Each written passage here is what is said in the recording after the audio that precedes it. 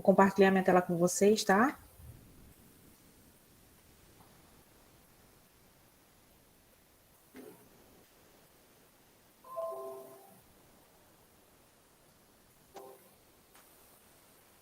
Vocês estão visualizando direitinho? Sim. Joia. Bem-vindos a mais uma edição do Café Web, aqui realizado pela Faculdade DE. Eu me chamo Rúbia Carneiro, faço parte da equipe do marketing aqui, da faculdade na unidade de Recife. Fico responsável pela parte de eventos. Vou falar um pouquinho do que é o Café Web, da questão do certificado, a ata de presença, que muita gente já perguntou aqui. Esse nosso evento fica gravado. Todo mundo que se inscreveu no evento vai receber na próxima semana o link com a gravação para assistir novamente e poder rever tudo que a gente for falar aqui hoje na noite. Então, esse link vai ser enviado para o mesmo e-mail que vocês fizeram a inscrição, tá? O certificado de participação é enviado em até 48 horas úteis para todo mundo que preencher a ata virtual que eu vou disponibilizar no chat aqui do evento. Eu vou estar colocando esse mesmo link várias vezes, porque muita gente entra no evento no decorrer do evento. Então, vai ter gente entrando, então não vai conseguir acessar as mensagens do chat, que a gente vai estar falando.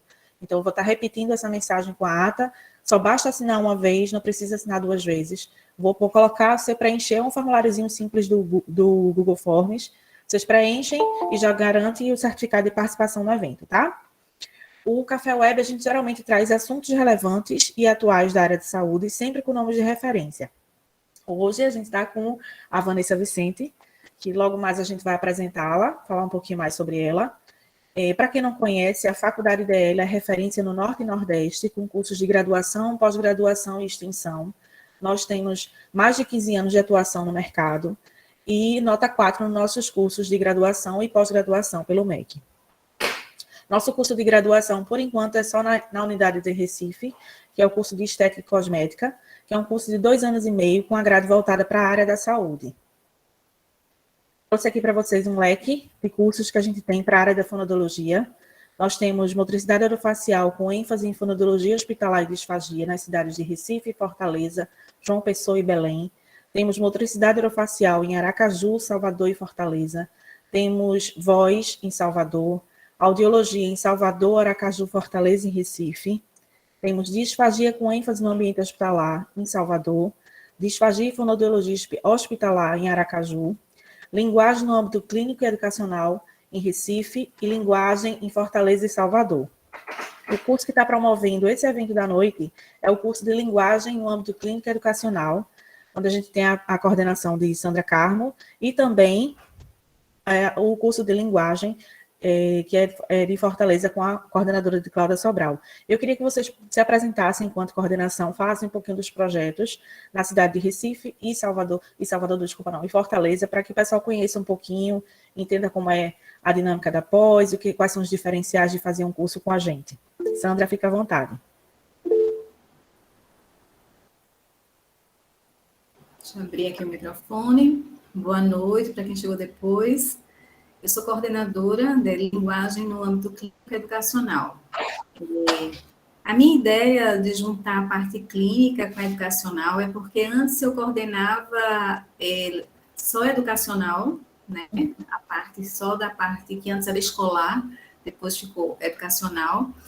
E a gente tinha uma certa dificuldade, porque quem gostava de linguagem também gostava de educacional, e ficavam 2 turmas com um número pequeno de pessoas, né?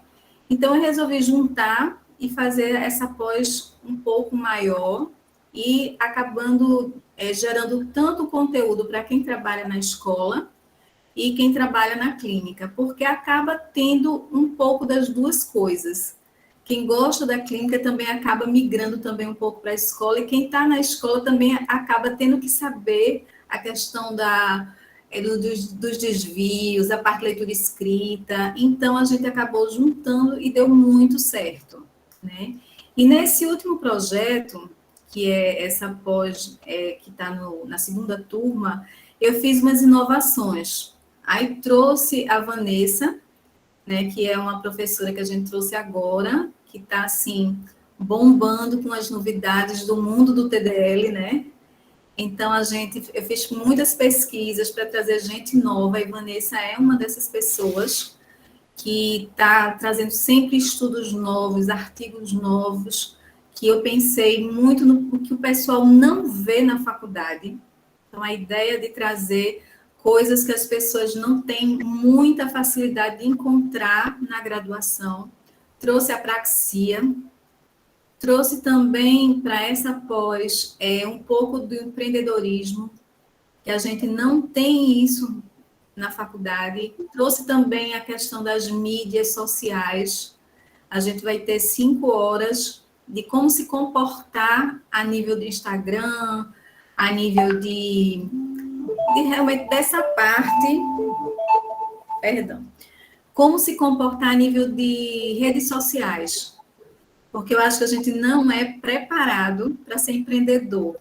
E o mundo hoje exige muito da gente de como você se posicionar diante da tecnologia, dessa parte do mundo tecnológico, da questão da sociedade virtual, online.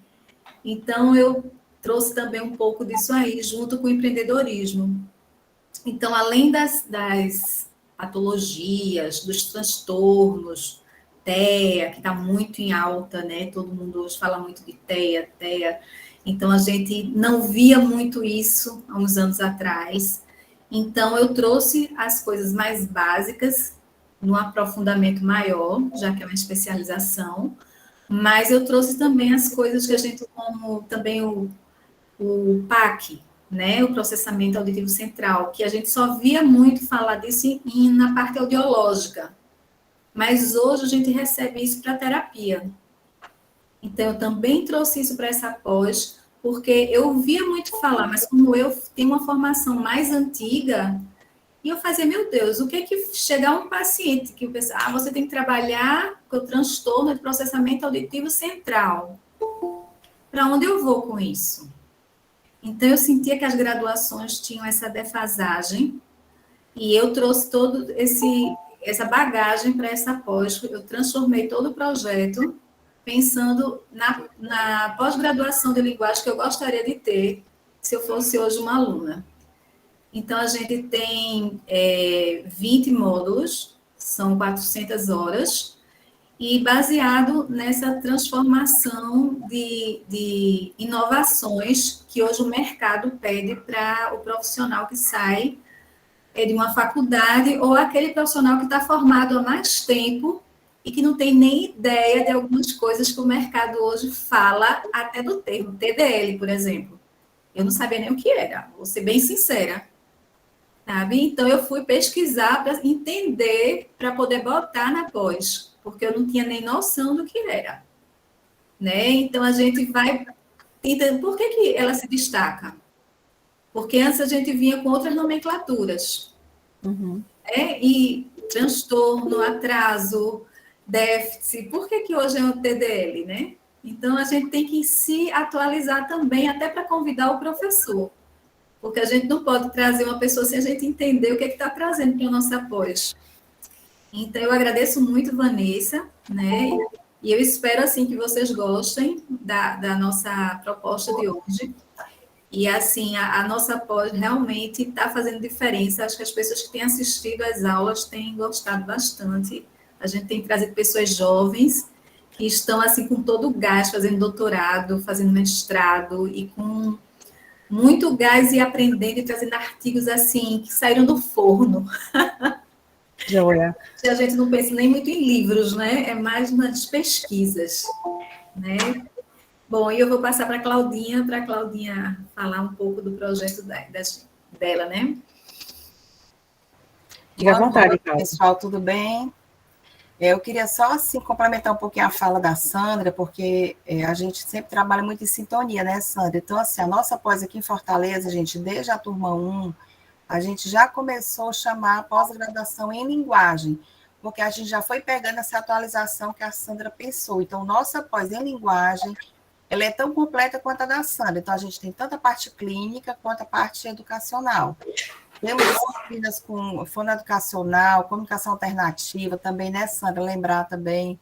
A gente tem algumas disciplinas que falam desde as teorias de aquisição, a parte da aquisição dos processos de fala, de leitura, de escrita, quanto aos transtornos, que são as reabilitações. Então, temos também nomes-chave também, que acho que a Sandra também pode reforçar, que também Recife também vai. Nós temos Jaime Zozzi, que é uma pessoa muito influente na área, então, assim, é um professor que está com a gente desde a nossa turma 1, e ele participa muito, então, assim, a gente tem vários nomes para a gente não esquecer de citar alguns, né? Então, assim, a nossa pós também, a gente já está aqui em Fortaleza, nós já confirmamos a turma 5, ela vai iniciar agora em julho. A professora Vanessa vai participar da nossa turma, né, com essa disciplina de TDL. Então, assim, a gente está aguardando vocês com muita ansiedade, realmente, que é uma pós que eu adoro assistir às aulas. Então, assim, na medida do possível, quando eu posso, tem módulo que eu assisto inteiro. Eu estou, assim, lá como aluno, só não faço a prova porque não preciso, mas amo assistir às aulas também na medida do possível também. E assim, gente, é uma pós que realmente é muito atual, como a Sandra fala, né? Nós temos toda uma preocupação de realmente manter essas informações. Então, por exemplo, essa disciplina da Vanessa, a gente tinha outras nomenclaturas nas turmas anteriores. Então, já passou por atraso de linguagem, por DEL também. Então, hoje não, a gente está utilizando a nomenclatura mais atual, que é mais utilizada, que é o TDL. E quando a gente pensou no nome da Vanessa, realmente foi um nome, gente, que a gente viu que era uma pessoa que estava realmente muito atual. Ela tem um Instagram muito dinâmico, vocês vão ver como é legal. Quem não conhece, entre no Instagram dela, Vanessa Vicente.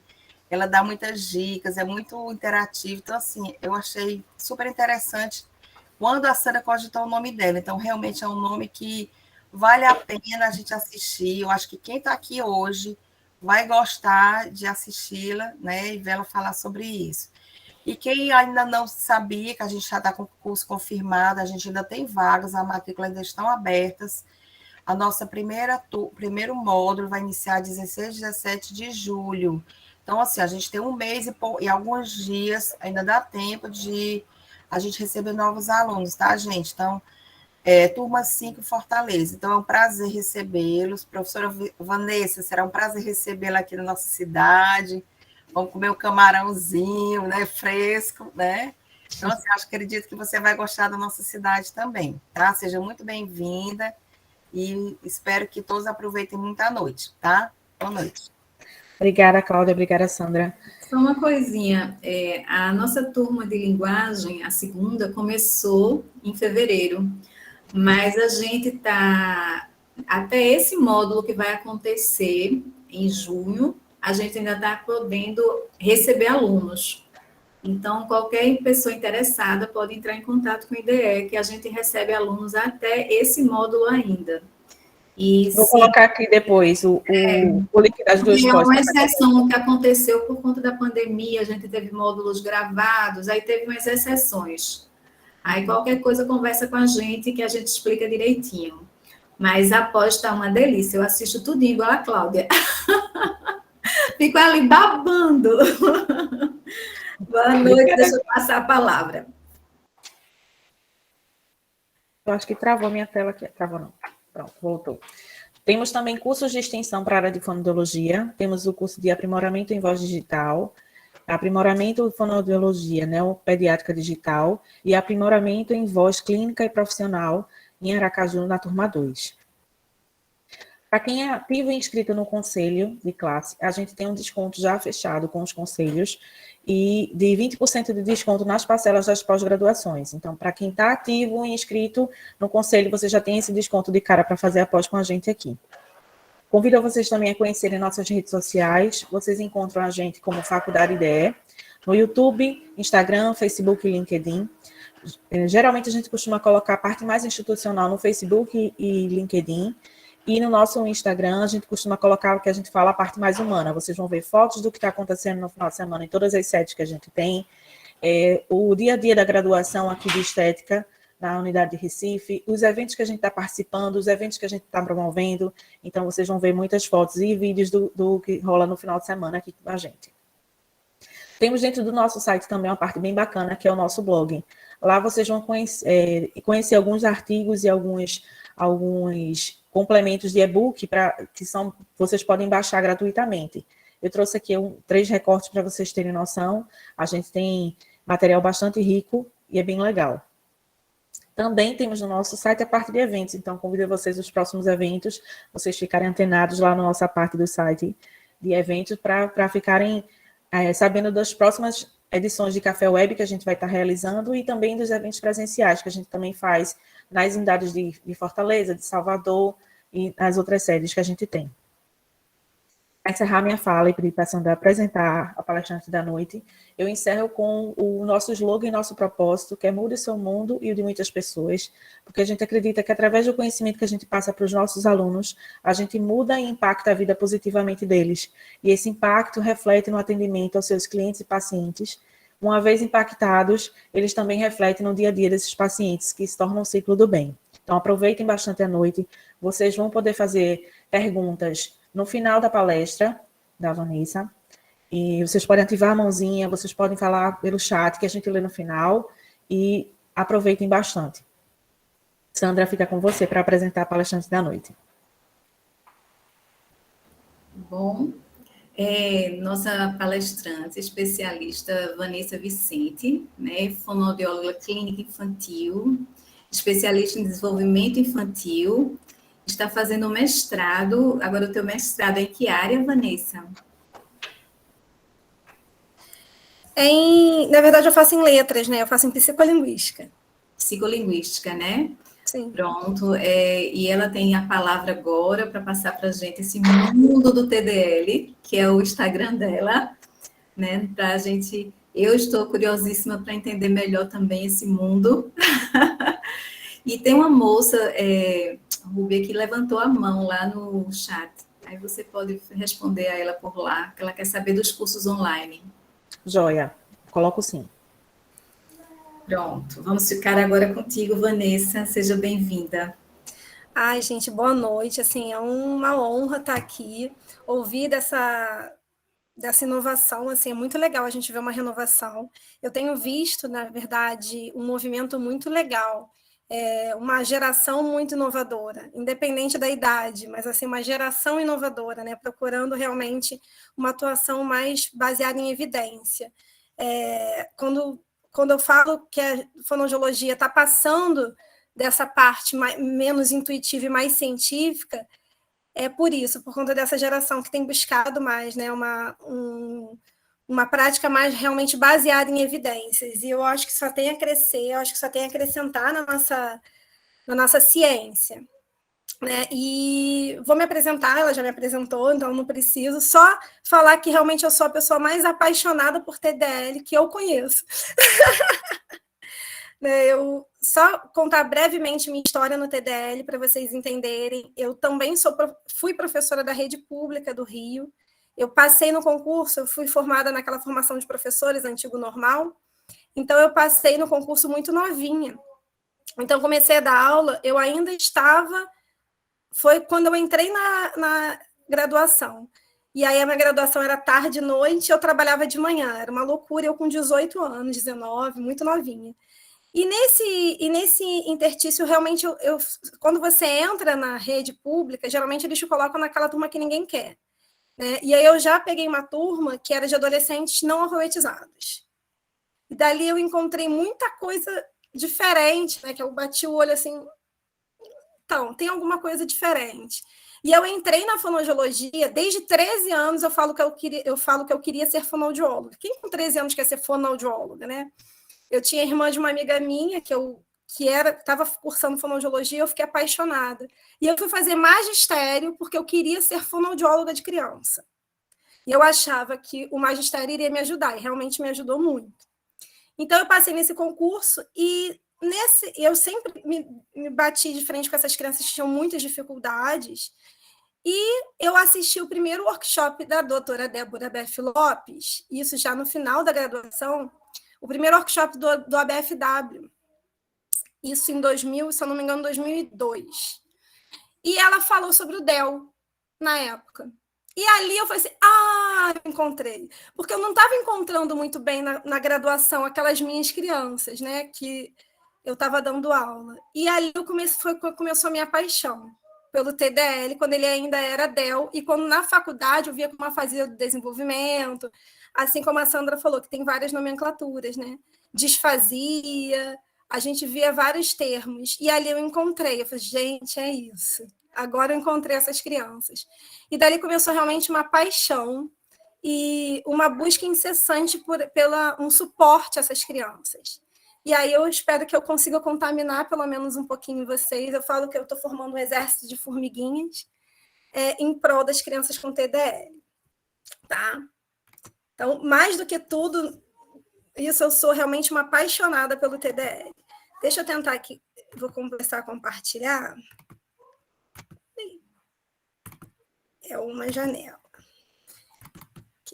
Cada apresentação é uma, então eu fico sempre um pouco perdida. Mas agora foi. Tá todo mundo vendo, né? Então tá. Realmente, quando a Sandra me falou da palestra, assim, é um desafio. TDL, ele é um dos maiores desafios na clínica fonoaudiológica de linguagem. Porque se a gente for pensar num transtorno de linguagem, a gente vê o tamanho da complexidade que é. Haja visto que linguagem, eu sempre tenho uma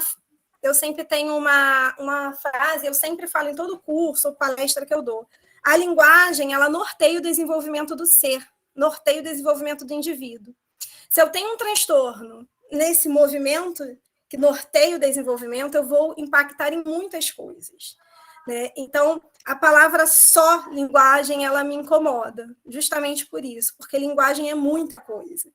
Né? E aí, cada vez mais eu estudando, eu vejo que eu sei menos e que eu preciso estudar mais. Uma coisa que eu sempre falo, que eu estudo muito TDL, eu praticamente estudo todos os dias da minha vida TDL, e que eu só sei 10% do que eu deveria saber, que lá com uns 85% eu vou saber uns 25%, porque realmente é muito complexo, TDL é muito complexo. E aí, primeiro a gente vai pensar, porque a gente ouve muito isso, né? Ah, ele tem um problema na fala. Ele tem um problema de linguagem. Eu gosto muito de falar primeiro dessa diferença, né? Então, lá, muitos e muitos anos atrás, um filósofo que estudava desenvolvimento e linguística, o Saussure, ele falou de língua-fala, né, que era diferente, linguagem. E aí a gente tem um problema, quando a gente lê um artigo em inglês ou em outra língua, aqui no Brasil a gente tem uma diferença entre língua e linguagem, e lá fora não tem essa diferença. Então, em muitas traduções, esse language, a gente não pensa em língua, né? A gente não pensa em língua, a gente pensa em linguagem. E linguagem é uma coisa muito ampla, realmente. Né? Linguagem engloba muita coisa. E fala, ela é a expressão linguística desse pensamento. Né? É a articulação final desse pensamento, é o final, é a ponta da lança. Mas a gente tem que pensar exatamente onde se encontra essa language que a gente lê nesses artigos. Né? E aí a gente encontra alguns obstáculos nisso que a gente vai pensar um pouquinho agora. Primeiro, a gente sempre, na clínica, a gente recebe assim, ele está com problema na fala, ele está com atraso na fala. E aí a gente precisa pensar se realmente é fala ou se pode ser uma outra coisa além da fala.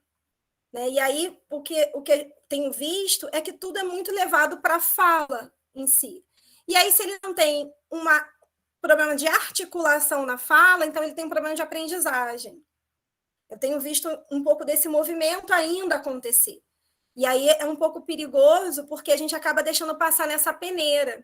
O nosso furo fica muito grande, acaba passando nessa peneira algumas questões que podem estar impactando no desenvolvimento dessa criança. Primeiro, a gente vai falar o seguinte, a fala e a linguagem, elas são facetas da comunicação. Né? Fala e linguagem como um todo, são facetas que servem para a gente comunicar ou ser comunicado, ou receber a comunicação. Né? E aí, se a gente for pensar aqui, a gente tem diversas expressões da linguagem. Né? Então, a gente tem a expressão facial, que é uma linguagem, a gente está comunicando. A gente tem a língua de sinais, que a gente usa um outro símbolo linguístico, diferente da linguagem oral, mas a gente está comunicando usando, inclusive, um código específico, né? A gente tem linguagens artísticas, a gente pode falar de linguagem corporal, né? Uma dança, uma expressão corporal, música. Então, a gente tem linguagens artísticas que também comunicam com a gente. Música, não estou falando nem música falada, mas música ouvida. A gente se comunica com aquelas ondas musicais, né? Então, quanto mais agitada, a gente também fica agitado. Aquela mais calma, a gente fica mais calma. A gente tem até música para dormir, né? Música para comunicar para a gente que a gente está com sono, ou que a gente deveria estar, ou que a gente tem que ficar com sono. E a gente tem também o quê? Linguagem visual. A gente, olhando esse quadro, ele comunica muito para a gente. Ele diz mais do que muitos textos, né? Então, mas cada um vai fazer a sua leitura dessa linguagem, né? Uma linguagem visual, uma linguagem artística, uma linguagem dessas artes visuais, elas comunicam diferente para cada um, mas é comunicação. Então, tudo isso é linguagem. E a gente tem dentro da linguagem, linguagens que são codificadas, que eu preciso utilizar um código. Então, quando eu falo com alguém, eu utilizo um código linguístico específico. E esse código linguístico, ele está dentro de mim e dentro da comunidade que eu habito. Então, eu posso encontrar o português nas comunidades lusófonas, né? Então, eu posso encontrar o português em Portugal, em Moçambique, Cabo Verde, no Brasil. Mas o português, ele está dentro de mim, porque alguém aqui pensa em inglês. A gente não constrói nosso pensamento, a gente constrói nosso pensamento em português. Então, a nossa língua é o nosso código, que a gente faz a nossa atividade mental, certo? Ela é um código. Então, falar depende desse código, né? Então, eu primeiro preciso estruturar no meu código para realmente chegar na linguagem oral. A escrita também é linguagem. É uma linguagem que também depende de um código. Eu tenho que me apropriar desse código escrito, né, para eu conseguir me comunicar através dele. Então, a linguagem escrita, ela é linguagem, que depende desse mesmo código que, por acaso, eu também falo ele. E a leitura também.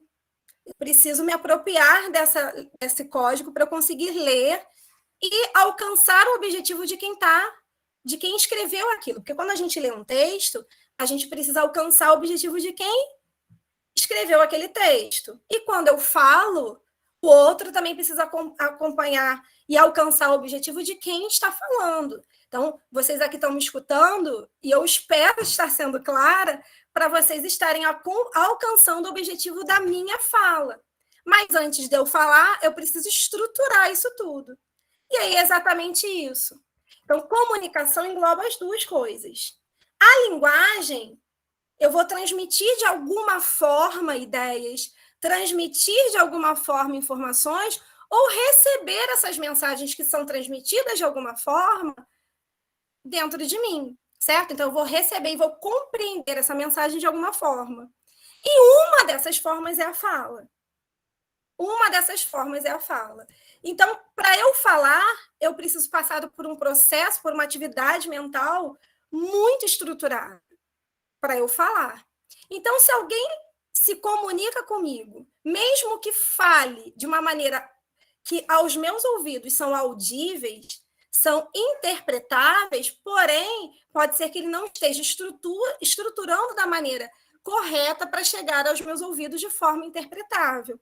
Então, quando uma criança não consegue construir uma frase do jeito que a gente acha que ela deveria ser perante os seus pares, ela provavelmente tem uma dificuldade de linguagem e não de fala, né? Quando ela vai ter a dificuldade de fala, quando ela tem realmente uma dificuldade nessa habilidade da produção sonora, da articulação. Então, eu penso no aparato sensório-motor, na respiração, no planejamento motor, que depende de uma habilidade linguística, sim. Então, quando eu tenho uma alteração fonológica, por exemplo, pode ser uma alteração de fala, porém, depende de uma habilidade linguística que está lá na outra estrutura. Então, a gente precisa também analisar isso.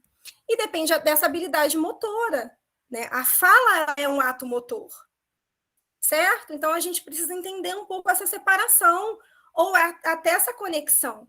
Porém, a gente acaba falando de uma forma, às vezes, que a fala ela é a comunicação. Então, a criança, quando tem alguma questão de comunicação, falam que é fala. Principalmente o público leigo, né? Tudo que é de comunicação, que tem alguma questão de comunicar, suas ideias, seus pensamentos, ela tem um problema de fala. Então, a gente, em consciência ciência da comunicação, da linguagem e da fala, precisa estabelecer muito bem essa diferença. E o TDL, ele pode ter uma dificuldade de fala, mas a morada dele está dentro da linguagem expressiva, a linguagem oral e receptiva. Mas a linguagem... E aí, quando a gente fala de linguagem, a gente está falando de quê? Língua. Então, eu estou falando de língua.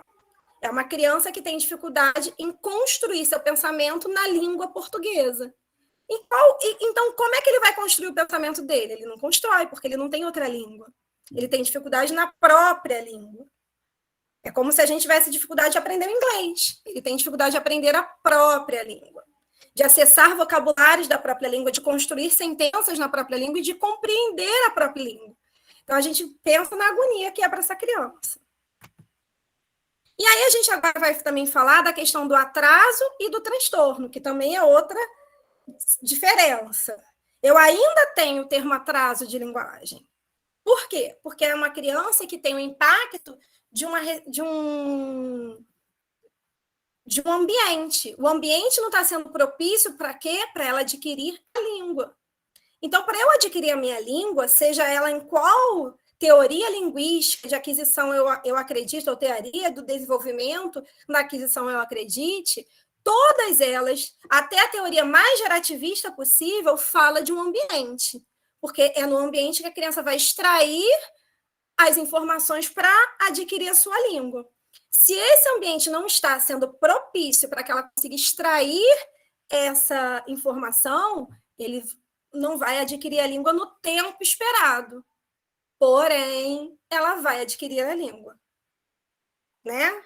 Agora, se eu tenho já um desvio nesse processo, se é uma criança que, mesmo com um ambiente super bom, super estimulatório, estimulante em relação a isso, ela não adquire a sua língua. E eu tenho também a criança que tem um ambiente que está ruim, mas mesmo assim, ela demora muito, aquilo é muito persistente. Então, a gente não pode culpar o ambiente, a gente vai culpar uma questão endógena, né? Então, é dentro dela, é biológico, não é exógeno, não é do ambiente que está impactando. Então, a gente também tem que ter muito cuidado com essa palavra atraso, porque eu vejo aí crianças de 6, 7, 8 anos ainda com esse diagnóstico de atraso. Então, aí a gente já passou do processo de aquisição. A criança até 4 anos, ela já entende toda a estrutura da sua língua, para 5 anos já ter adquirido a sua língua. Então, se eu tenho uma janela que até 4 anos a criança já entende a estrutura, após isso ela não pode ser considerada mais atraso, porque ela já tem um transtorno. É igual a gente fazer um curso de inglês e ficar 12, 15 anos tentando aprender o inglês. Então, eu não tenho só um problema do meu curso que é ruim, porque eu não falo inglês com alguma pessoa, porque realmente teve algum impacto ali que eu não estou conseguindo aprender. Então, quando a gente fala nessa criança que rompeu essa barreira dos 4 anos, e mesmo assim mantém uma persistência, eu já não posso considerar essa criança dentro do atraso. Então, isso também é uma outra questão que a gente tem que ter muito cuidado. E aí, quando eu falo de transtorno, eu não estou falando só de TDL. Eu estou falando de todo e qualquer transtorno que possa impactar essa aquisição da linguagem, tá? E aí entra essa questão. Então, até quando nós podemos considerar que uma criança apresenta um atraso na linguagem? Né? Até quando? E quando consideramos que há risco para um transtorno? Então, aqui eu estou falando de até quando, se eu falo num processo de aquisição da língua, e nesse processo de aquisição da língua, linguisticamente, até 4 anos, essa criança já entende toda a estrutura da sua língua, após 4 anos, essa criança não pode mais ser considerada atraso. Então, até 4 anos, ela já tem que alcançar seus pares. Eu sempre dou um exemplo da atravessar a rua. Então, em qualquer cidade grande, principalmente capitais, a gente tem avenidas muito largas, que não é um sinal só, né?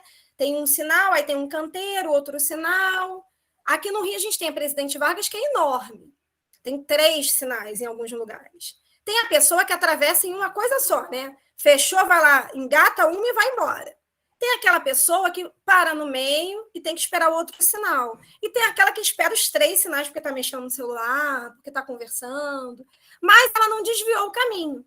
Por mais que ela tenha esperado 3 sinais, ela não precisou desviar e encontrar uma passarela, encontrar uma outra rua, encontrar um lugar que só tivesse um sinal para atravessar. É como se a criança com transtorno ela precisasse encontrar outro caminho e não está encontrando. Então, ela tem um desvio no processo. Então, quando eu tenho um desvio no padrão, na curva, quando eu tenho um desvio além da conta, eu preciso pensar em transtorno. E aí, desde pequenininho, a gente consegue falar de riscos quando a gente tem gaps maiores que 6 meses. Então, todo gap maior de 6 meses no desenvolvimento, isso eu falo de desenvolvimento como um todo, porque ninguém espera a criança até 1 ano e meio para andar. Se a criança atrasa 1 ou 2 meses, com 1 ano e 2 não está andando, vira um escarcéu, vira um Deus nos acuda, vai procurar fisioterapeuta, neuropediatra, porque essa criança tem algum problema que não está andando. Mas até 1 ano e meio, 2, pode ficar sem falar, porque não tem problema nenhum. Cada um tem seu tempo.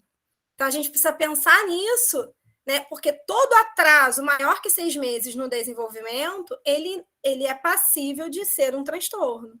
Então, a criança já tem, por exemplo, há 1 ano e meio, um atraso considerável nesse processo de aquisição da linguagem, eu já posso elencar ela como um risco para transtorno. Eu não vou definir que ela tem transtorno com 1 ano e meio, 2 anos, mas eu vou falar que sim, ela pode ter um risco para transtorno, haja visto que ela tem um gap aí além do esperado. Então, ela tem um desvio do processo, tá? E aí, a gente hoje pensa o quê? Março de 2020, o que nós tivemos? Pandemia, isolamento, né? Quarentena. Essas crianças não foram para a escola, não foram para a pracinha, essas crianças não foram para o shopping, essas crianças não tiveram contatos, mas com seus pares. E aí, o que acontece? Deixa eu só ligar aqui, senão vai acabar a minha bateria. E o que acontece? Ela teve um ambiente ruim. Certo? Vocês concordam comigo? Sim, ela teve um impacto ambiental. Ela teve um impacto nesse ambiente que não foi mais a mesma coisa. Ela não tinha um ambiente como tinha antigamente. Ela não tinha um ambiente... Deixa eu só ligar aqui, gente, 1 minutinho.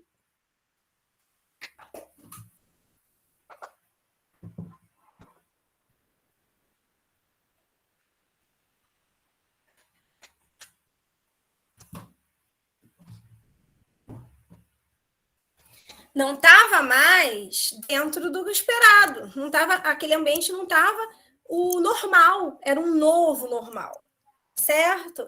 E esse novo normal pode ter trazido impactos? Certamente. Certamente. Porém, essa criança, por mais que tenha ficado só em casa, por mais que não tenha tido contato com pares da maneira como esperado, ou não tenha tido contato com pares somente com adultos, será que a gente pode culpar todo atraso de linguagem e fala pela pandemia? Então, eu tenho visto um movimento perigoso por aí sobre isso, que todo atraso é da pandemia. Isso é culpa da pandemia.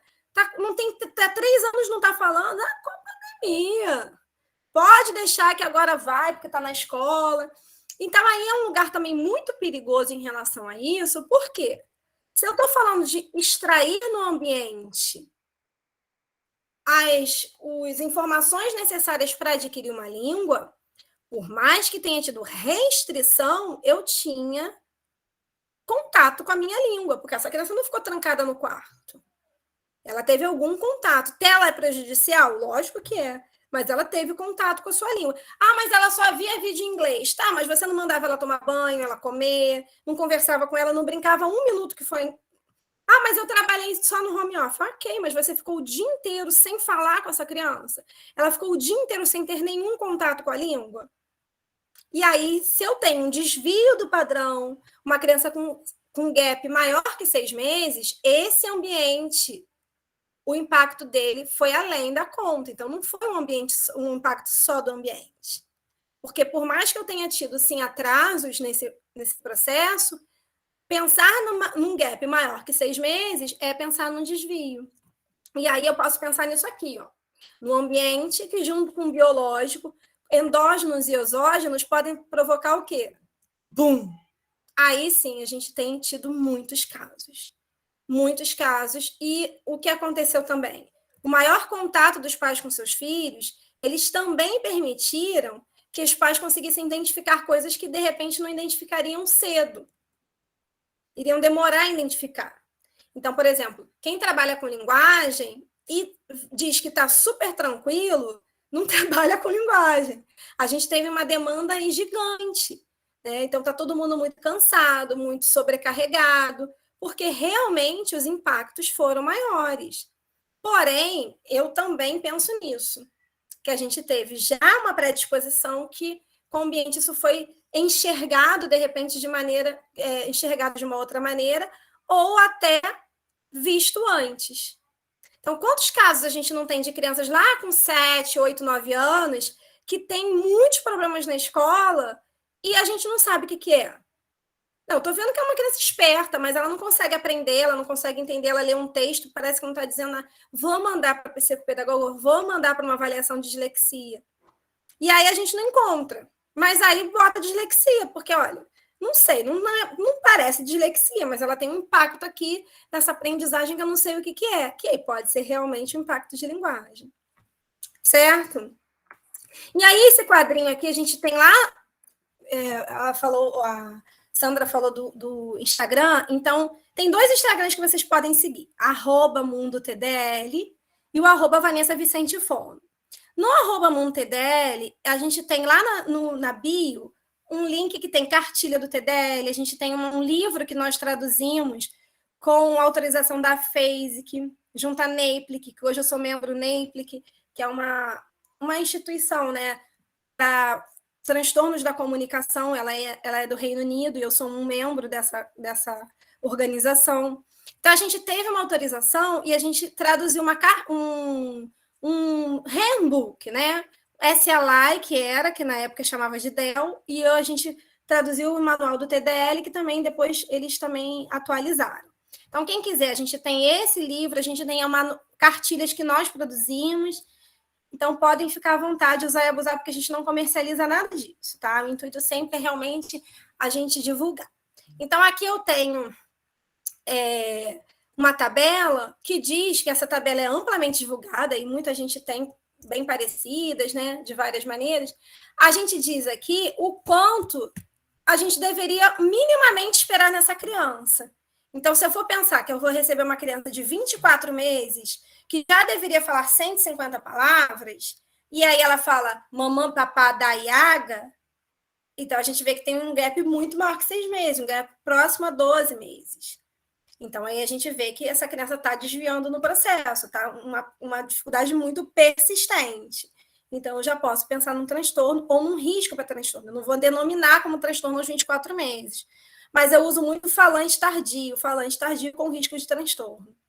E aí a gente sabe que veio, né, uma nova classificação do CDC, da pediatria, lá junto à ASH, dos Estados Unidos, que baixou um pouco isso daqui. E aí eu acho isso tão perigoso, porque a gente já tem tantos problemas em relação a esperar seu tempo, que eu ainda sou dessa linha aqui, né? Eu acho que a gente ainda tem que, sim, pensar que aos 24 meses essa criança já tem que combinar 2 ou 3 palavras e usar no mínimo 150 palavras, ok? E ainda atender ordem simples, coloque o copo na caixa, né? Ordem simples, ela já deve entender aos 24 meses. E aí eu mostro sempre essa tabela, que foi um gráfico que eu fiz, isso não é um gráfico de estudo, nada. Foi um gráfico um infográfico que eu fiz. Então, se a gente for pensar na curva azul, ela é a curva do desenvolvimento típico. Uma curva de atraso é uma criança que começou um pouquinho atrás, mas ela vai chegando até os 24, 48 meses, já está completamente junto aos seus pares. E aí a gente tem uma criança de transtorno que, por mais que ela suba essa curva, ela nunca alcança, nunca está perto. Pelo contrário, ela cada vez está mais distante dos seus pares. Então, isso aqui é bem da gente pensar exatamente nesse processo. E aí, se a gente for pensar que aqui aos 36 ela já está alcançando seus pares, Então, aos 36, é um momento crucial da gente realmente ver se essa criança está caminhando para um transtorno ou não. Ok? E aí a gente estava falando nessa quantidade de nomes, aí um nome para lá, um nome para cá, muito nome, muito nome. E aí a gente tinha esse nome que era DEL, distúrbio específico da linguagem, que foi amplamente usado durante anos, que na verdade ele veio lá de fora, né? Ele chamava SLI. E aí a gente teve uma mudança de nomenclatura. E esse aqui é o Leonard, é o Lawrence Leonard, que ele foi o pai do SLI. Ele, lá em 1983, ele fez a primeira publicação falando de SLI, que era Specific Language Impairment, e ele lançou esse livro aqui no final da década de 80, início da década de 90, e hoje já está na segunda edição. Ele é bem mais amplo hoje, né?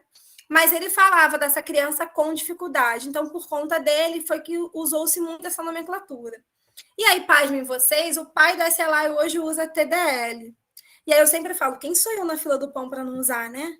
Se ele que trouxe a nomenclatura de SLI e já se adequou ao consenso, usa, eu não sou ninguém nessa fila do pão.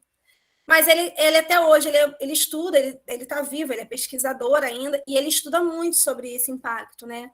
E ele fala bastante sobre todos esses comprometimentos dessa criança, principalmente na forma da língua. Mas o que acontecia? Quando ele usou specific, ele não quis usar assim, olha, essa criança tem impactos só de linguagem.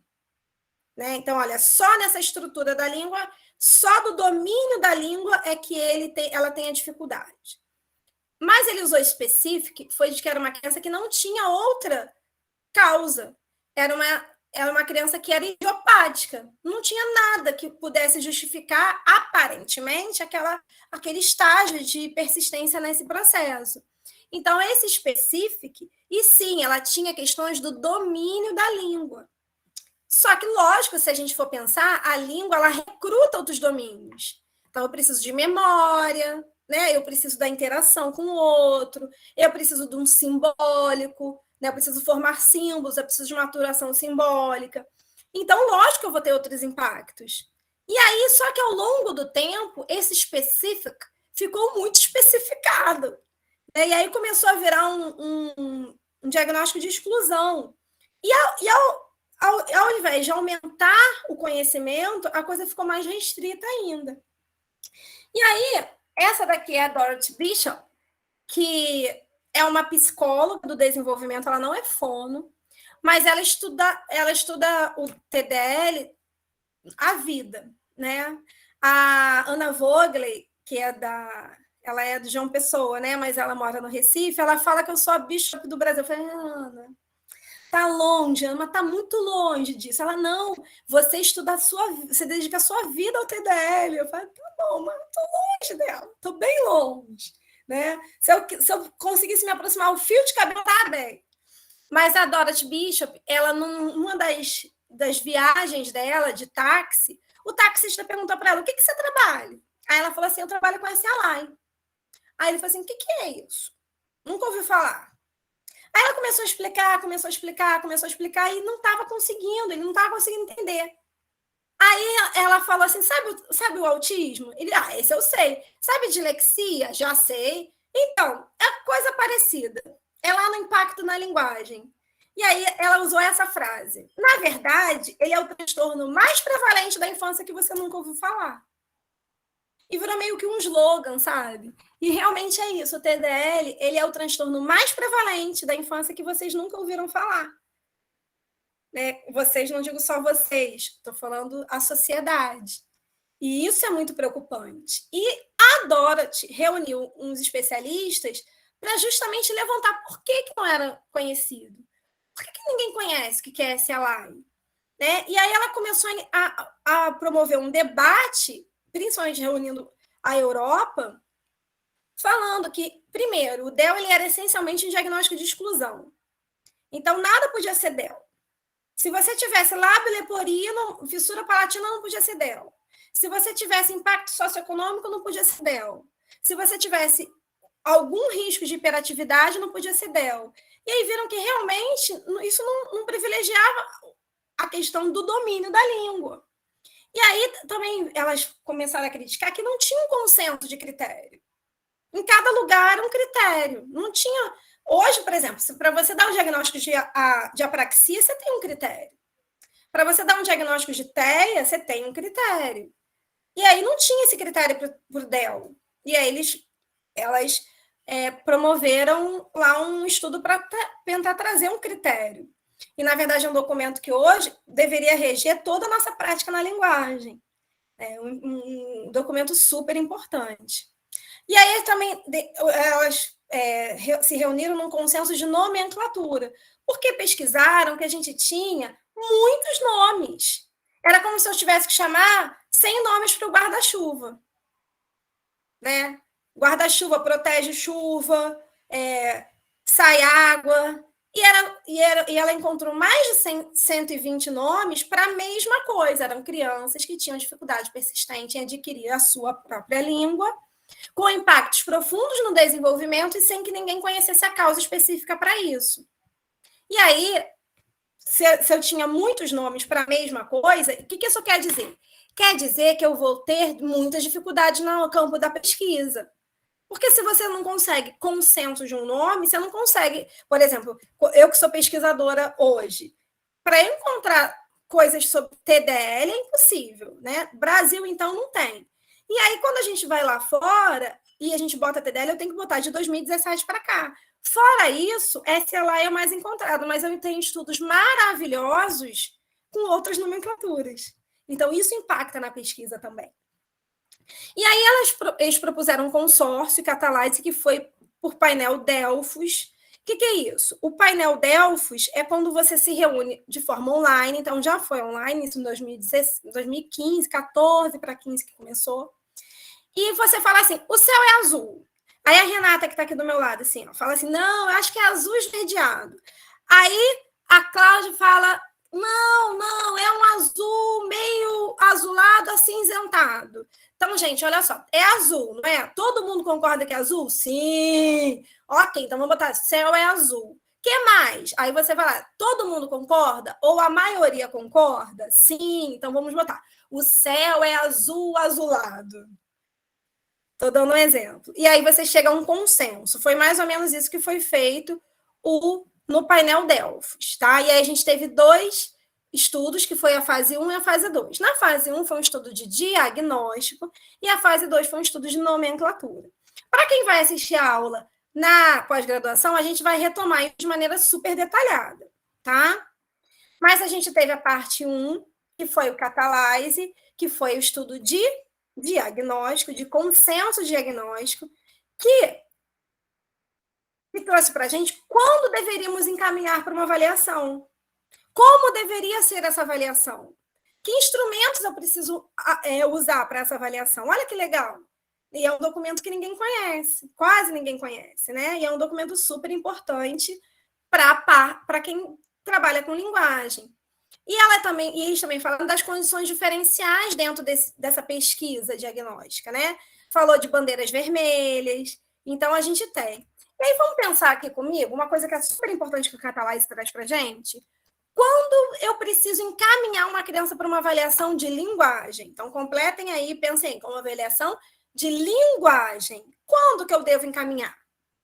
Se alguém quiser abrir o microfone e falar, fiquem à vontade. Quando é que eu devo encaminhar uma criança para uma avaliação de linguagem? E aí, gente? Ou bota no chat. Quando? Eu nem sei como é que eu vejo o chat aqui, porque eu estou falando aqui e aqui, ó. Aqui e aqui. Aqui e aqui. Mas quando eu devo encaminhar? Falem para mim. Quando que vocês acham que a gente deve encaminhar? Quem assistiu a aula minha não pode falar. Tô brincando. Fala, Renata. Você tá sem microfone, não tá? Não tô ouvindo. Peraí.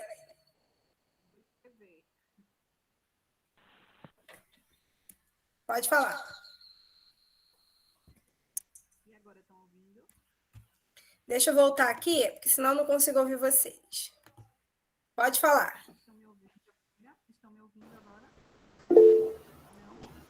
Tá sem som, Renata. Ah, então não sou só eu, não. Agora, Ellen Kelly botou no chat. E aí, quando é que vocês acham que a gente deve encaminhar? Renata, tenta tirar, se você tiver com fone. Desculpa.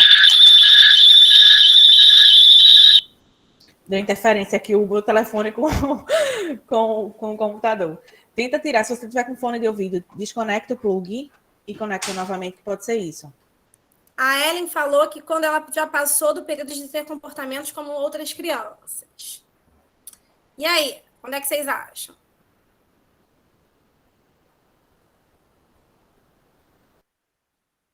Bota no chat, Renata.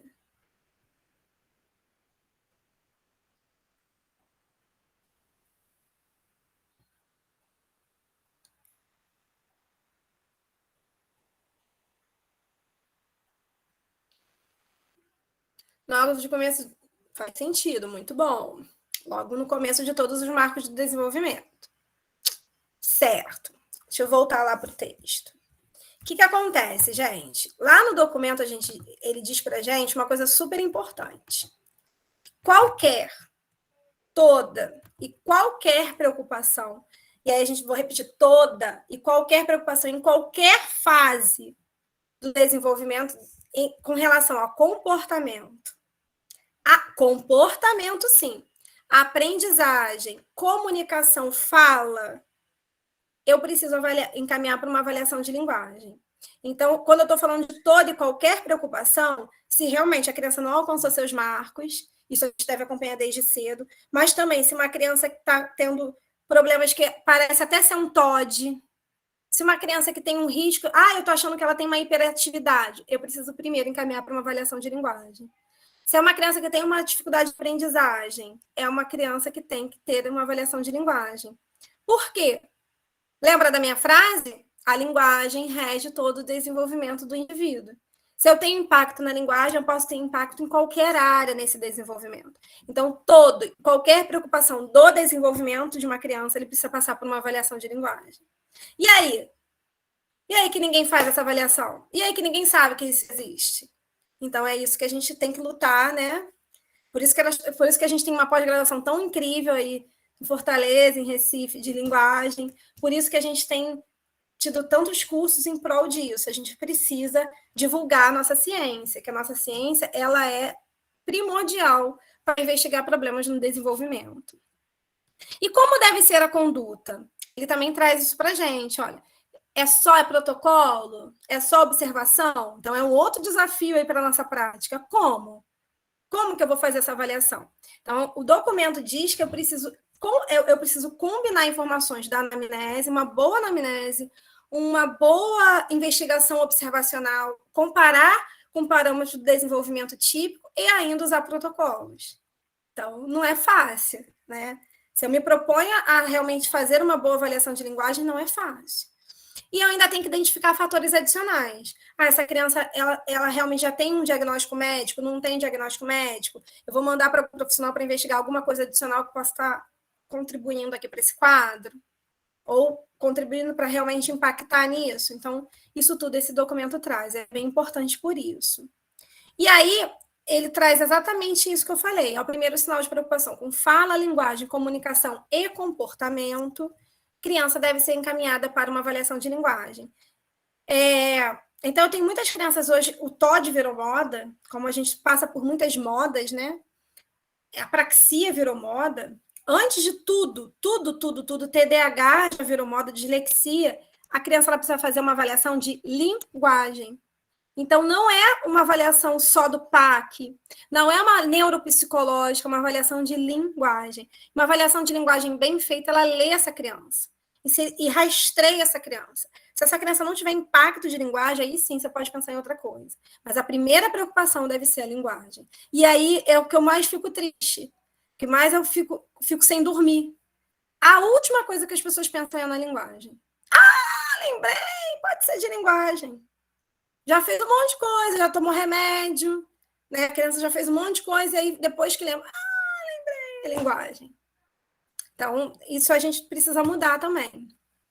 Na fase 2, a gente tem um grande sinal de alerta, que são sinais de bandeira. Na verdade, ele também fala isso no documento, no primeiro documento, mas ele tem os sinais de alerta que são bandeiras vermelhas muito importantes. Então, se eu estou falando assim, uma criança que não apresentou balbucios, uma criança que aos 2 anos não combina palavras, ele traz vários sinais de alerta. Ele traz, por exemplo, se uma criança de 3 anos faz frases menores do que 3 ou 4 elementos. Ele traz uma criança de 5 anos, ele tem dificuldades em construir textos, em fazer narrativas. Isso a gente tem aos montes por aí. Então, são sinais de alerta que realmente essa criança pode estar dentro de um transtorno. E aí, gente, pergunta: eu posso ter TEA com TDL? O que vocês acham? A Renata falou de observar os marcos. Sim, exatamente. O que vocês acham? Vocês acham que podem? TEA com TDL? Você acha, Renata, que pode? Ok. Quem mais? TEA, para quem de repente não conhece, é transtorno do espectro autista. O que vocês acham?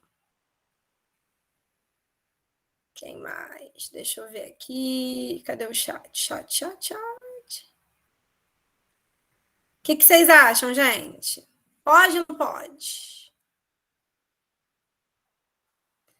Ok. A Renata falou que sim. Calliope falou que sim. A Marta falou que não. Ó a polêmica. Não pode, gente. Não pode. TEA e TDL são diagnósticos diferenciais. O que eu tenho no TEA, isso aí é óbvio, eu tenho TEA com transtorno de linguagem. Sim. Mas não tenho um transtorno idiopático. Porque a condição do espectro, ela, já por si só, ela é de uma natureza que possa ter impactos linguísticos. Então, eu já diferencio TEA do TDL. Tá? Então, não posso. Eu tenho questões diferentes. Por exemplo, uma criança TDL, ela pode ter comportamentos muito parecidos com uma criança do espectro autista, mas ela compartilha atenção, ela tem tensão comunicativa. Por mais que ela não tenha uma habilidade de fazer, ela quer se comunicar, ela permite que você brinque com ela, por mais que ela mantenha alguns comportamentos muito parecidos. Então, hoje, o que eu vejo é que muitas crianças estão com diagnóstico errado. Muitas crianças. Muitas crianças têm diagnósticos de TEA sem ser. Principalmente em cidades que não é muito divulgado o TDL. Cidades e estados. Então, eu tenho um impacto disso muito alto. Porque podem ser crianças que entram em medicação e entram em terapias que não são indicadas para o TDL. Porque tem diferença, sim, da intervenção. TEA tem transtorno do desenvolvimento da linguagem. Então, é por isso que é difícil a gente falar sobre isso. TEA, ele tem um transtorno de linguagem. O TDL, como diagnóstico, então a gente precisa pensar nisso como um diagnóstico. O que a gente pensa é que ele tem um transtorno de linguagem, e não pensa isso como diagnóstico. E aí a gente começa a distribuir isso, né? Então a gente precisa se apoderar desse diagnóstico para poder realmente transmitir esse diagnóstico. TDL é um diagnóstico. Eu entendi o que você quis dizer. Então, o TEA ele tem transtorno de linguagem, mas ele não tem TDL. TDL como diagnóstico. Certo? TDL deficiência intelectual. Pode.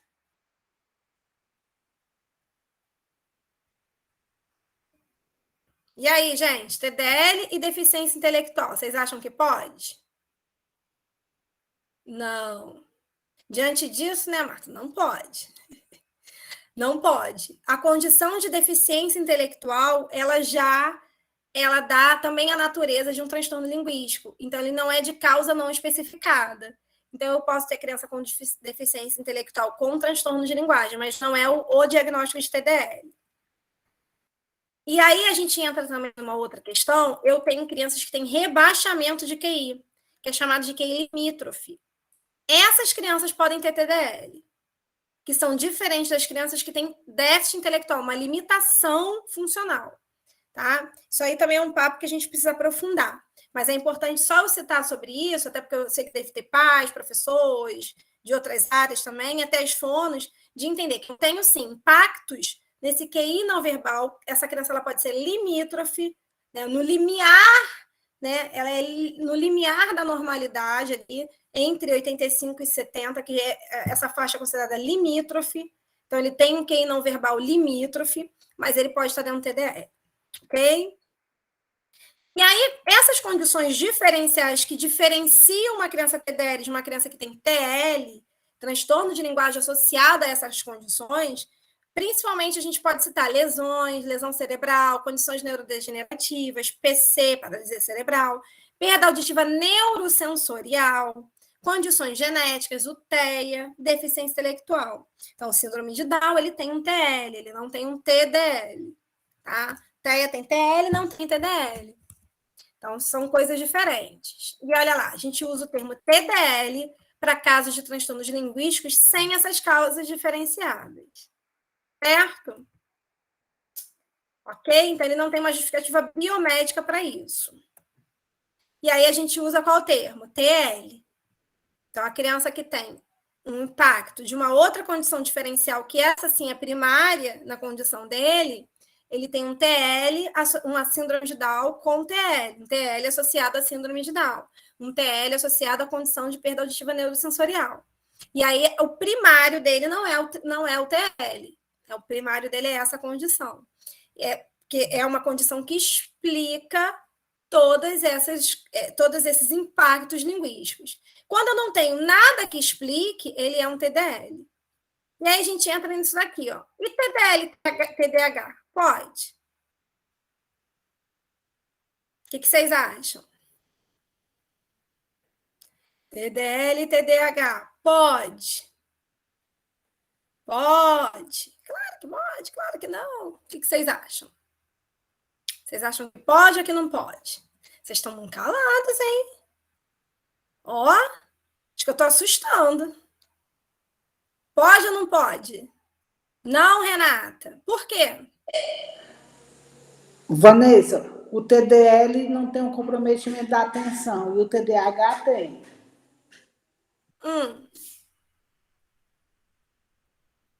Daniela, eu perguntei se pode TDL e TDAH juntos.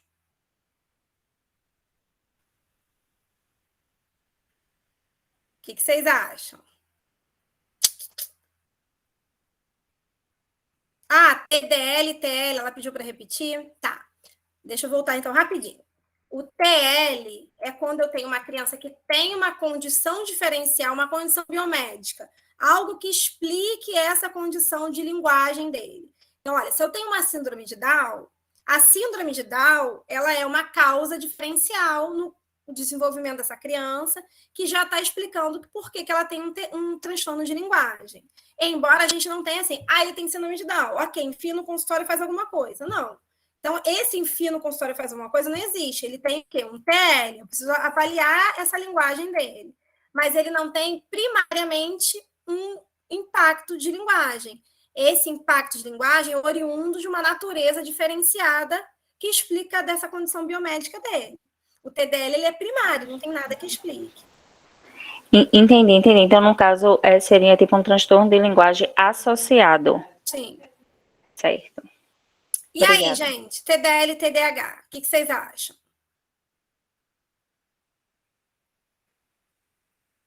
Marta botou aqui, como linguagem envolve tudo como comportamento, pode ser. Exatamente. Exatamente, Marta. Por que pode? Porque a condição de TDAH não explica uma dificuldade persistente na aquisição de uma língua, que é a condição aí do TDL. Por exemplo, a criança que tem TDAH não explica por que ela tem um vocabulário reduzido. Uma criança que tem TDAH não explica por que ela não é coesa e coerente numa narração. Ela se perde na narrativa, ela se perde no tempo, né? No desenvolvimento desenrolado do tempo. Você fala, o que eu estava falando mesmo? Tá, o que era? Ela se perde nisso. Mas ela não se perde nos elementos coesivos, ela não deixa de colocar elementos numa narrativa. Não justifica ela ter por exemplo, um impacto nessa aquisição lexical, ou nesse acesso lexical, certo? Não nesse acesso lexical de, o que eu estava falando mesmo? Isso aí é memória operacional. Mas não, por exemplo, ela não sabe aquela palavra, ela não tem aquele vocabulário daquela palavra, não acessa aquela palavra, isso não explica. Se não explica, são naturezas diferentes. Se são naturezas diferentes, eu posso permitir uma coexistência. E falar para vocês, tem muita coexistência. Muita coexistência. Por quê? Porque o TDAH ele é mais conhecido. E o TDL não é conhecido. Então, todo mundo tem TDAH. O que essa criança tem? Eu não sei, mas tem um traço estranho. Né? Tá vendo aí? Não fala direito, não conversa direito, tá sempre desatento, não atende ordem complexa, é TDAH. Deve ser, porque né, não é outra coisa. Ele não é TEA. Não é TEA, não é... Deve ser. Então, bota aí TDAH. Bota a Ritalina para essa criança tomar que vai dar certo. E aí nem sempre dá. Então, a gente tem muitas coexistências e tem também muitos diagnósticos errados. E eu tenho muito diagnóstico errado de TEA, que na verdade pode ser um TDL com TDAH, que os impactos são muito parecidos. Tá? Então, é um outro desafio aí que a gente precisa dar conta na nossa clínica fonoaudiológica. Então, essas condições de coexistência, elas falam desses prejuízos no domínio cognitivo, sensório-motor, comportamentais, sensoriais, isso tudo pode estar em coexistência, porque essa relação com problemas linguísticos, ela não é clara, essa relação causal. Ah, mas é lógico que pode ter sim, é lógico, mas não é lógico. Porque, como eu falei para vocês, não explica porque uma criança ela altera gênero, porque ela não usa do, da, no, na numa frase. Eu fui na casa vovó. Ah, por que ela fala isso? Ah, porque tem TDAH. Ali, não viu? Não para quieta. Ela não lembra desse dar. Não, isso não explica. Certo? E aí podem afetar... Mas essas condições, elas podem afetar o comprometimento. Então, elas podem exacerbar esses impactos e também elas podem ser diferentes nesse processo de intervenção. Tá? Então, a gente tem que estar muito atento a isso também. Então, o que tem de coexistência que podem ser admitidos? Transtornos de aprendizagem, então, por exemplo, a dislexia. Posso ter dislexia e TDL, por incrível que pareça, mas pode. Sabe por quê? Porque a dislexia ela é decodificação, ela é metalinguística, ela está acima da língua.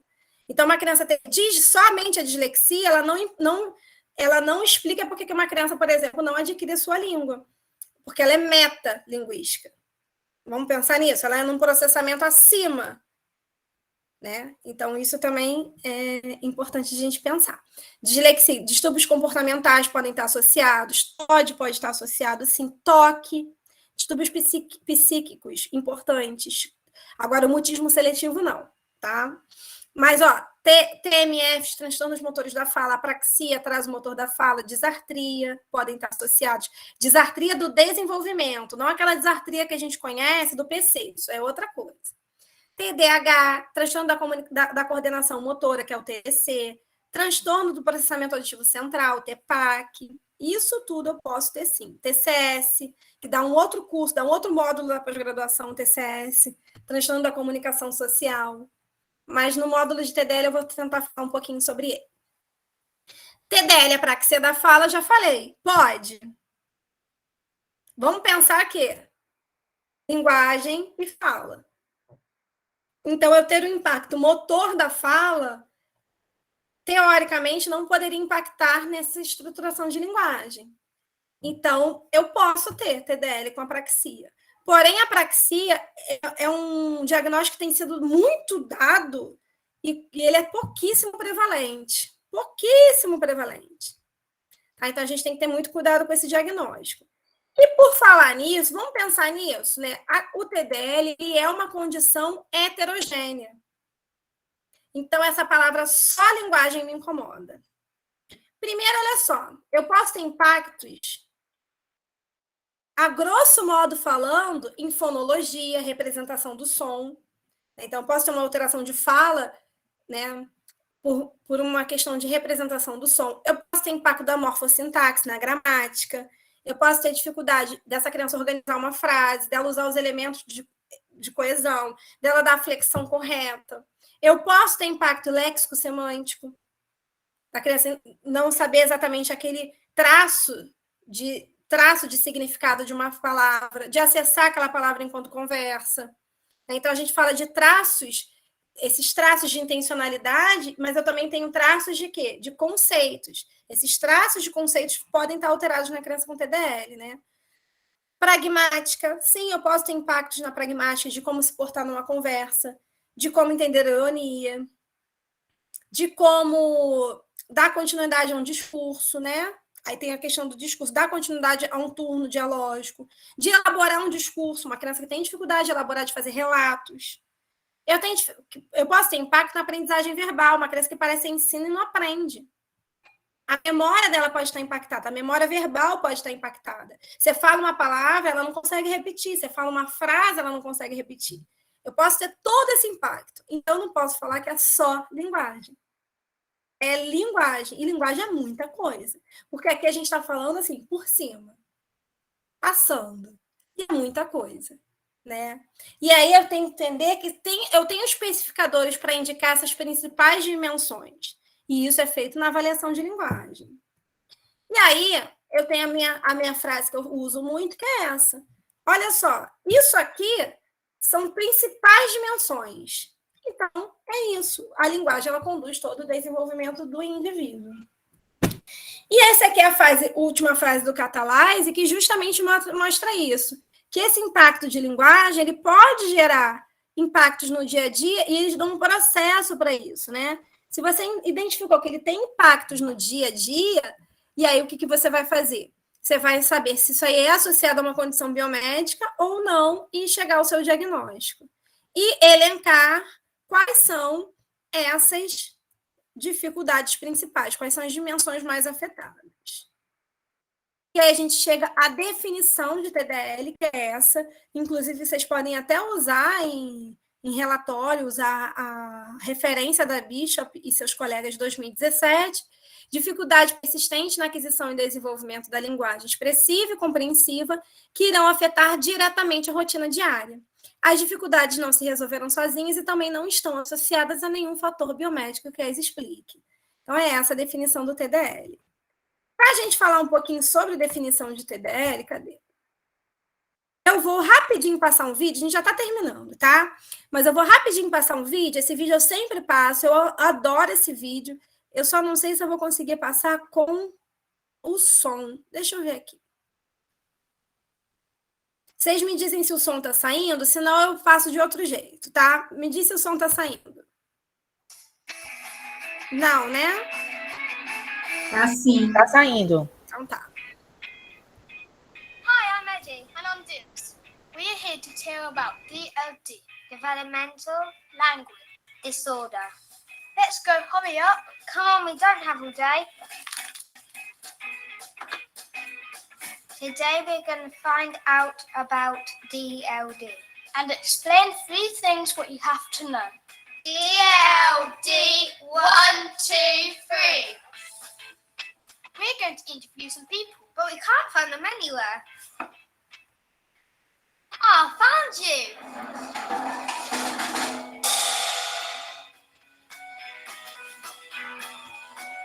Have you heard of DLD?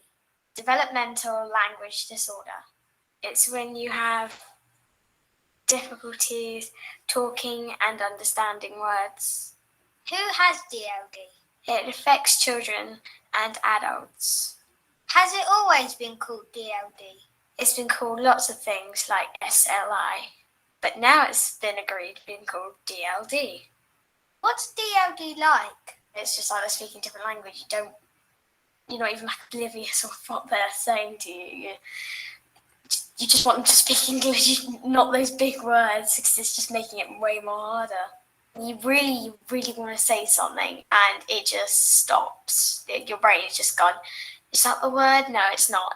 Is it this one? No, it's not. It's picking out loads of different things. I just want like it to teleport to the other person's head, so they know what it means and they get what I'm trying to say to them as quickly as I can. So there you are, Dils. DLD is when children or adults have problems with talking or understanding.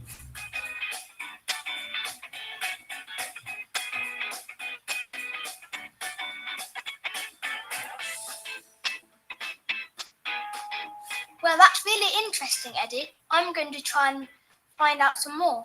Why do we need to know about DLD? It's very important that we know about DLD because it's very common, but it's very hidden. And a lot of people don't realize that. It affects about 2 children in every classroom, which is really surprising. So why does it matter? It is important because it affects reading, writing, learning, joining in with things, and of course, self-esteem. We weren't aware our child had DLD because it was hidden. Even though it's common, it's hidden, and we weren't understanding that he had difficulties at school with his learning, his understanding, which all affected his self-esteem. There you go, Eddie. It's really common and it's hidden. It can make lots of things hard, like school and reading. It can be hard joining in and feeling good about yourself.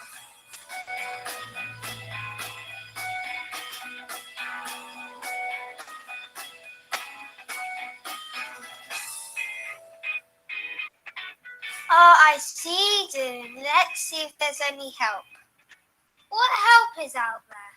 There's all sorts of help. I was helped by a speech language therapist, teachers, and other professionals. My parents helped me, and in fact, all sorts of people can help you, your colleagues and your friends too. How can I help? It really makes a difference if people can understand about DLD. It's hard for me to explain what DLD means, but when people do understand, it makes a big difference. So, Dylan, there is help, and everybody can help by knowing about DLD.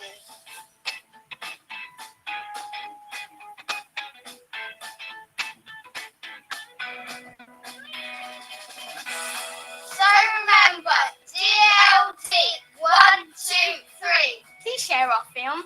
Thank you for watching.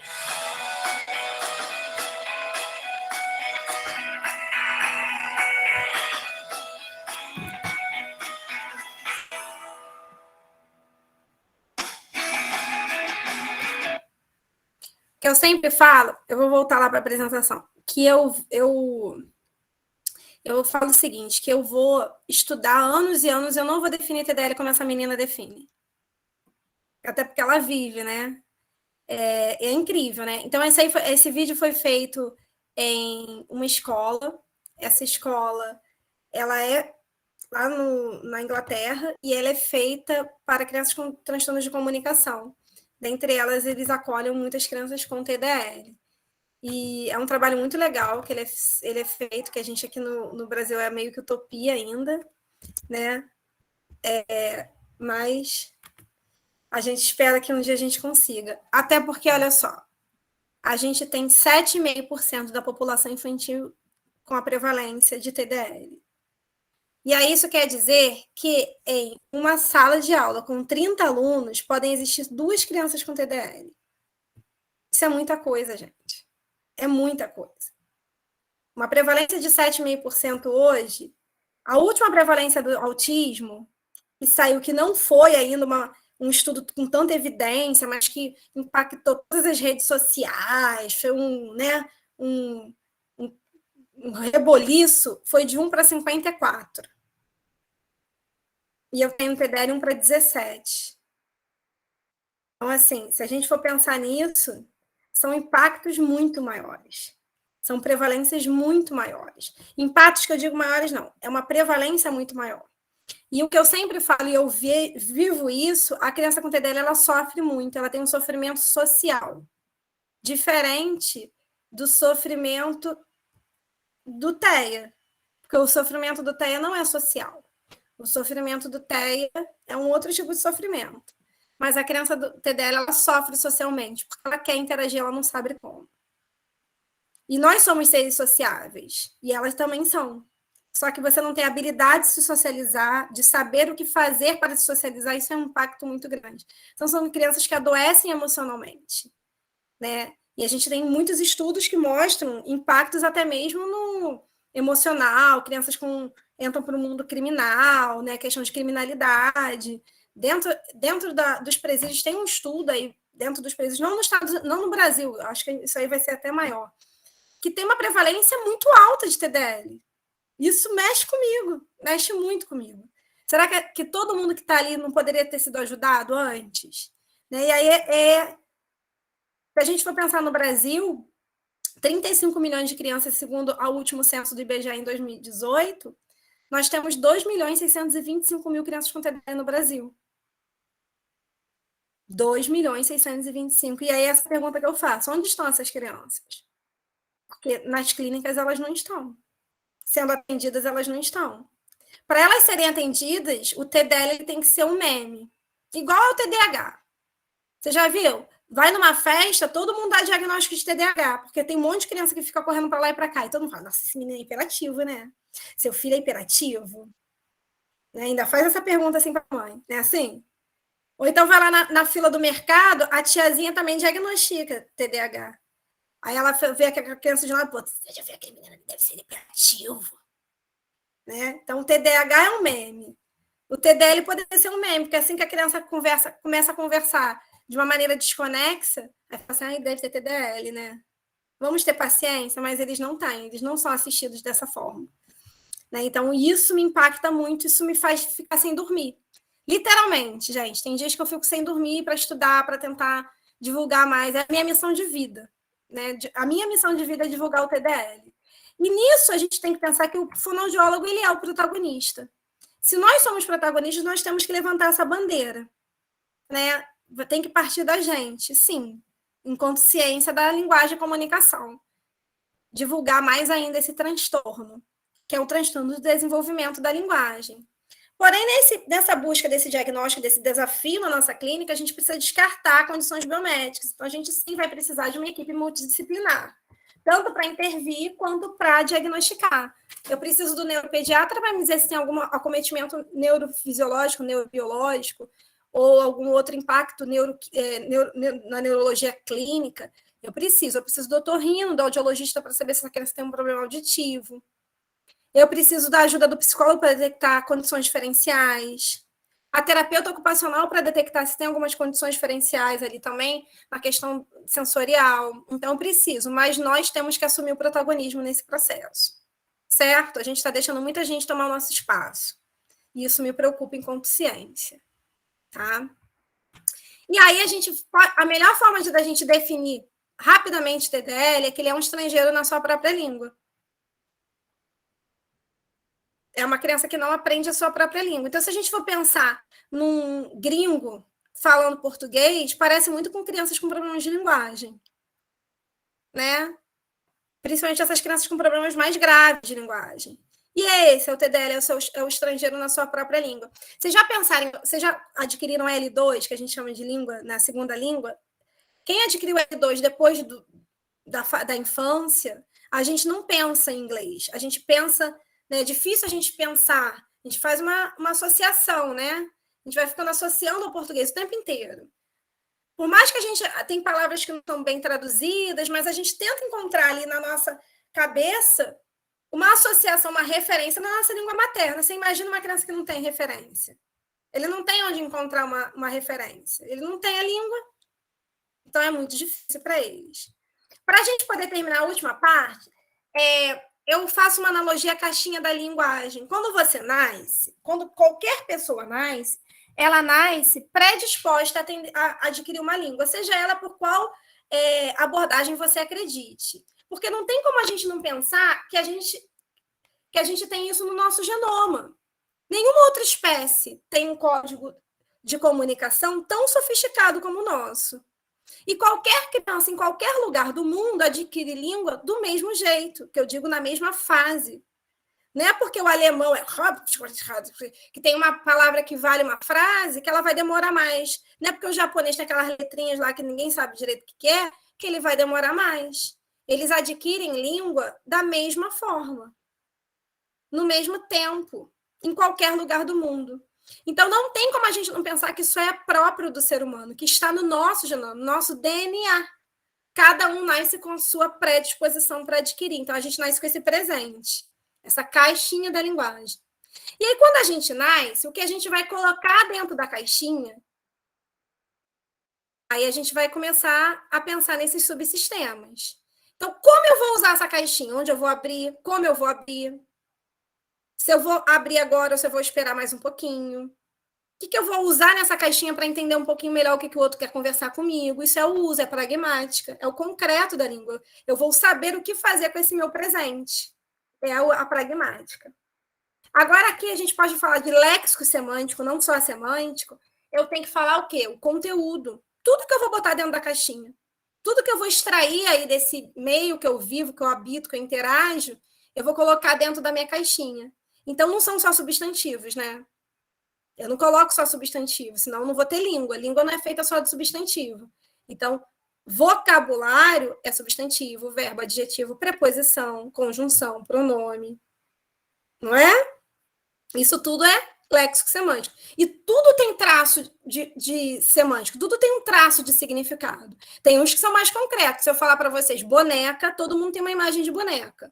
Se eu falar para vocês correr, a gente tem uma imagem de correr. Bonito já fica diferente. Bonito, para mim, é meu marido. Né? De repente, por um Cauã Raymond também é bonito. Mas o bonito, a referência de bonito já fica diferente. Tem aquele assim, bonito, né? Já é mais abstrato, mas tem um traço semântico. Quando eu falo para você quando, tem um traço semântico? Tem. Tem um traço. Mas ele é mais formal. O que é formal? Não é formal de formal. Ele vai sempre se repetir da língua da mesma forma. Né? Ele não tem uma concretude, mas ele tem um traço de significado. Certo? Então, isso também está dentro da minha caixinha. Agora, como eu vou usar isso? Onde eu vou colocar? Se é no início ou no fim? Como eu vou usar isso é a sintaxe. E como eu vou manipular isso é a morfologia. Se eu vou usar o e a, masculino e feminino, tempo no passado, no presente, né? O verbo, isso é morfologia. Então, eu estou dando forma para aquilo que está dentro da minha caixinha. Já está tudo lá dentro, agora eu preciso dar forma para poder o outro me ouvir. Continuando a dar forma, eu vou acessar os sons para articular isso daí. Articulo foneticamente e acesso na fonologia. Pronto, falei. O gato está na cama. Aí eu tive que partir lá de uma intenção de querer falar isso, de entender que nesse momento é para eu falar isso, de um traço de conceitos, acessar essas palavras, combinar essas palavras, fazer uma computação dessas palavras, organizar isso em formas fonéticas, fonológicas e articular. Então, falar é muito difícil, gente. Porque eu preciso, antes de falar lá na fonologia e na fonética, eu preciso passar por todo esse processo. E aí a criança TDL tem impactos em todo esse processo. Ou em uma parte dele. E isso vai impactar lá na frente. Certo? Por quê? E a linguagem ela é uma atividade mental. A gente não pode esquecer disso. Eu não posso esquecer que a minha linguagem ela é cognitivo. Né? Eu não posso esquecer isso. E aí realmente é o grande desafio para a gente.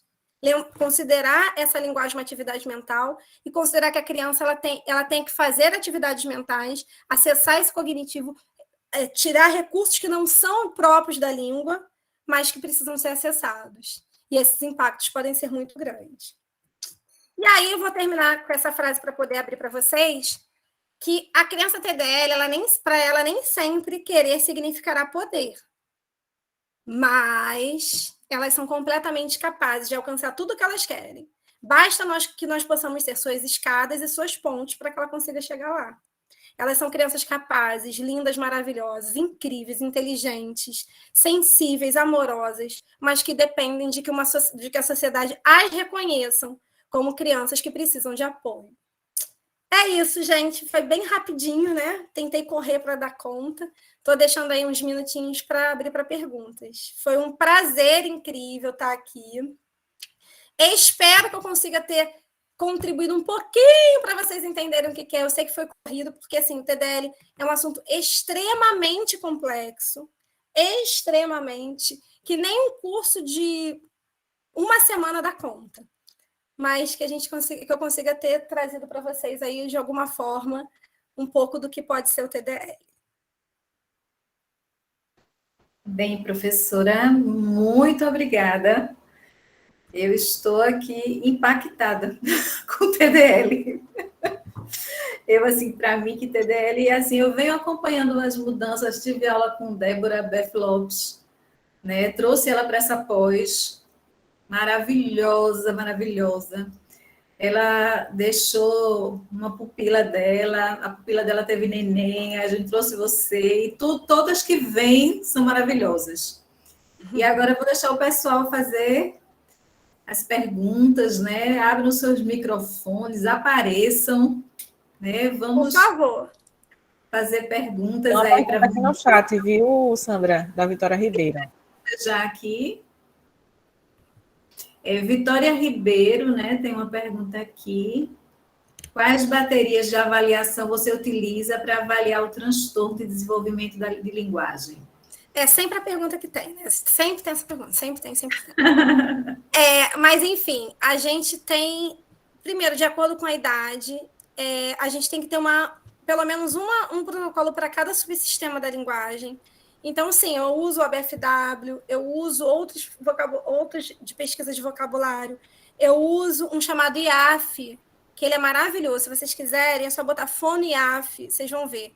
Para a fonologia, que ele é informatizado, então eu uso da doutora Letícia Ribas, do Sul, eu uso para fonologia, eu uso alguns protocolos e checklists para pragmática, além da pragmática do ABFW, uso o PROC também, para crianças pequenas, uso o ADL, principalmente o ADL eu uso para mapear, eu acho ele muito bom para mapear, eu uso muitos daqueles do Capovilla, que são daquela coleção Avaliação Neuropsicológica, uso algumas vezes da Capellini. Então, assim, eu uso TV FUSP, TV Áudio, TV EFSP, depende muito da idade da criança, né, e da condição do neurodesenvolvimento que ela chega. Então, tem crianças que às vezes chegam para mim com 12 anos que eu consigo usar uma BFW, por exemplo, porque elas têm um impacto muito grande. Então, depende muito. Mas, assim, a grosso modo falando, eu uso pelo menos um protocolo para cada subsistema, tá? Além do ADL, que é um rastreio até os 7 anos. Tem mais perguntas, Rúbia? Eu estou vendo coisas da faculdade. Deixa eu dar uma olhadinha para ver se tem alguém. Gente, aproveita. Eu sempre falo no final, quando tem um momento de perguntas, que esse é o melhor momento, né, para tirar todas as dúvidas. É verdade. Esclarecer, até compartilhar algum caso que vocês tenham, porque troca de conhecimento sempre também é aprendizado, né? Então, aproveitem a Vanessa para tirar todas as dúvidas em relação ao TDL. E enquanto a gente está aqui, né? Esse é o momento. Vocês podem ficar à vontade. Se vocês quiserem, levanta a mãozinha, escreva aqui no chat, a gente lê. Mas não deixem passar uma oportunidade dessa, né? Tem uma aqui, da Micheline, deixa eu entrar aqui no chat, estou vendo. Como diferenciar das dificuldades apresentadas por crianças com DI? Você encaminha logo para avaliação neuropsicológica. Eu encaminho até, não só por conta do DI, eu acho a avaliação neuropsicológica a grande parceira do nosso diagnóstico e da nossa intervenção, porque ela também elenca muito a questão das funções executivas, do processamento, de toda essa atividade mental, realmente cognitiva da criança. Então, sim, eu sempre encaminho para avaliação neuropsicológica, desde muito pequeno. O DI ele só consegue fechar numa idade menos tenra, né? Lá depois dos 4, 6, se eu não me engano, tem umas neuropsicológicas que fecham com 6, outras já fecham com 4. Então, lá na frente, a gente consegue fechar esse diagnóstico, mas a gente já consegue mapear antes. Então, sim, eu sempre encaminho para avaliação neuropsicológica. A gente sabe que é uma avaliação de altíssimo custo, então nem sempre os pais podem fazer todo ano. Então, eu faço sempre no início do processo. Então, tem avaliação neuropsicológica pré-escolar, né? E a gente consegue encaminhar, tem que ter uma boa neuropsicóloga para fazer, e depois a gente tenta fazer anualmente, ou pelo menos de 2 em 2 anos. Falaram do PAC, encaminho para PAC também. Porém, a gente sabe que a avaliação do PAC ela é muito linguística. Ela demanda questões linguísticas. Se ela demanda questões linguísticas, eu posso ter impactos que não são necessariamente do processamento auditivo central. Então, eu peço do PAC já sabendo que possam vir. Então, a gente tem que estudar também essa avaliação para a gente saber o que pode vir de respostas que são importantes para a gente. Então, às vezes eu falo para a mãe, assim, vai vir alterado. Mas calma, não se desespere. Eu preciso ver como é que ele está, a questão de figura fundo, isso tudo aí. Tem lá na frente, tem mais uma, né? Até 4 anos é chamado de atraso e após o CTDL. Renata, eu não faço isso, tá? Eu falo assim, eu sempre coloco que ele tem falante tardio com risco para transtorno. Até o momento, eu boto exatamente isso, até o momento não foi encontrado causa biomédica que justifique o quadro, portanto, há risco eminente para TDL. Então, desde cedo eu já elenco o risco, que eu acho importante isso, tá? Agora, se eu tenho uma criança que está lá naquele gap de 6 meses, que eu vejo que é impacto ambiental, aí eu coloco. Até o momento, considera-se falante tardio. Não foi encontrado risco para transtorno, mas deve ser acompanhado até o final da alfabetização. Eu boto isso. Então, assim, é muito difícil a gente falar assim, é atraso, porque o impacto lá na frente ele pode vir. Então, eu sou mais criteriosa em relação a isso. Estratégias de terapia, Vitória, que tipo de estratégia você quis dizer? Eu uso terapia de linguagem. Depois, se você puder escrever... porque, assim, a gente tem aí uma divulgação de estratégias, né? Então, por exemplo, eu tenho aba, tenho isso, tenho aquilo. A aba não serve para o TDL. Sou crucificada quando eu falo isso, mas não serve, porque o TDL ele tá adquirindo uma língua, ele não está adquirindo um comportamento verbal. Então, o aba não serve. Prompt não serve para o TDL, ele serve para o impacto da fala. Então, eu posso usar prompt, sou terapeuta prompt. Acabei de fazer uma terapia, falei com a Sandra, que antes da gente entrar aqui, eu estava em supervisão com a Gabi Sanches, que é a instrutora do prompt no Brasil. Eu faço supervisão com ela periódica, e esse mês eu vou ficar pobre, que eu tenho 2 supervisões com ela. Mas eu uso prompt, sou prompt nível avançado, já fiz estágio no México, mas eu não uso prompt pro TDL. Eu uso prompt para os impactos da fala. Pode ser que o TDL tenha impacto da fala? Ok, mas não é o prompt pro TDL. O TDL, a gente tem que pensar em terapias linguísticas. Então, tem métodos, por exemplo, de intervenção gramatical que a gente não tem muito difundido aqui, mas a gente tem, com evidências científicas, que não é do português, que a gente tem que fazer adaptações. Mas não é um método, que eu digo assim, não é um ABA, um Denver, isso não. Tá? A gente tem terapia de linguagem, pensando, toda terapia para o TDL, ela tem que pensar na aquisição da língua. Isso é importante a gente pensar. TDL tem que pensar na aquisição da língua. Pensa em como você estuda inglês. É como deve ser a abordagem para o TDL. O máximo de elementos da língua possível para essa criança ter acesso e construir a sua língua. É uma construção. Tem muitos sintomas semelhantes ao TEA, sim, mas a gente tem um principal, que é a atenção compartilhada, o uso de gestos, dar intenção ao objeto, isso que a gente fala na criança menor. Tá? Então, isso é bem importante a gente pensar. Certo? Ficou alguma dúvida disso que eu falei, gente? Senão, vocês podem botar aí que eu falo mais. Imagina, não precisa agradecer, não. Estou aqui para isso.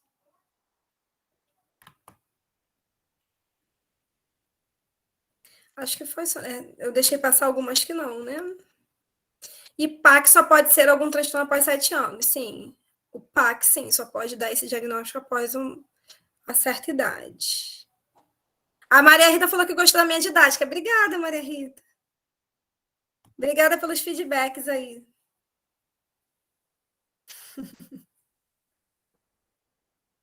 Alguém quer falar mais alguma coisa? A Vitória Ribeiro colocou aqui, demora quanto tempo para fechar o diagnóstico?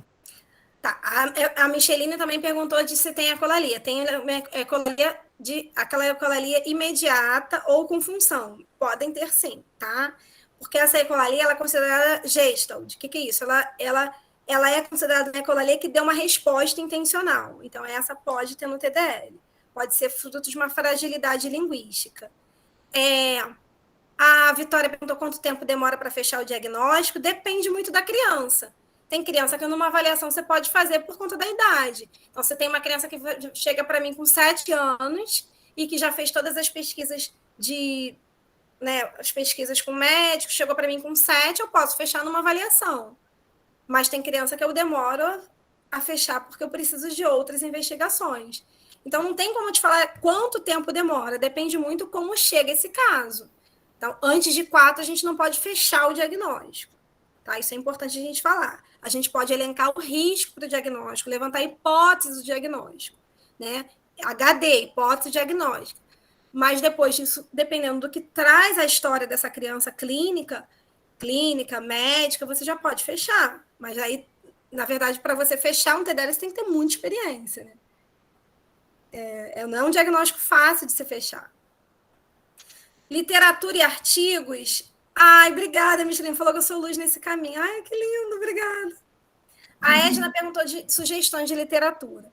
A gente não tem muita literatura no Brasil em relação a isso. Na verdade, a gente não tem quase nenhum artigo de TDL.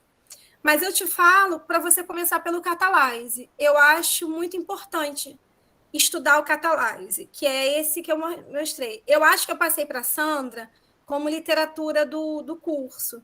Se não, eu passo para vocês. Ele é aberto, eu passo, depois ela repassa, não sei, acho que deve ter algum contato, mas se vocês botarem Catalyse, Bishop, vai aparecer. Eu acho que é importante começar por essa literatura. Essa literatura é uma que vai dar mais subsídio para introduzir vocês ao tema, tá? Porque eu acho que é a mais atual em relação ao critério de diagnóstico e nomenclatura. Vocês vão ter acesso à gravação, aí vocês já pegam esse nome, né, e podem ver por aí. E qualquer coisa, vocês podem entrar no meu Instagram e falar comigo, Sandra Carmo W. Vou botar aqui no chat. Ou pode entrar lá comigo também, pode entrar lá direto. Para o pessoal conhecer e seguir vocês. Isso, @Mundo TDL. Pode seguir lá e me chamar, que eu sempre respondo. Pronto, e o meu Sandra Carmo W. Porque aí eu também posso fazer isso, pegar algum material, passar para vocês, tá bom? Obrigada, Ana botou. Obrigada, Vitória, falou que está maravilhada. A Erika falou que chama. Obrigada, Edna. Obrigada, Após a presencial, Rita. Ai, gente, todo mundo tá com saudade de coisa presencial, né? Eu acabei de dar um curso agora presencial, foi tão bom, tão bom, tão bom. Graças a Deus, né? Foi tanta coisa, né, online. Foi. Ai, nem fala. Não, eu ainda... A gente não adianta, que o online ele veio para ficar, mas que faz falta presencial. O online é bom para algumas coisas, mas para outras o presencial não é substituível. Não substitui. Em relação à pós, só para dar uma ressalva também, Sandra, as pós funcionam um final de semana por mês, então, vocês, quando a gente fecha o cronograma, a coordenação pedagógica fecha o cronograma, geralmente a gente não muda as datas, para que todo mundo possa se organizar e assistir às aulas, são sábado e domingo, um final de semana por mês.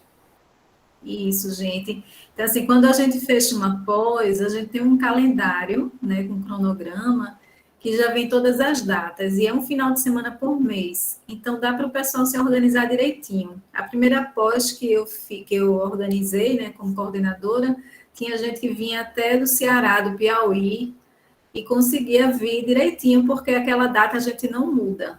Só Deus o livre, assim, como teve essa questão de pandemia, a gente teve uma desorganização para ter que fazer online, né?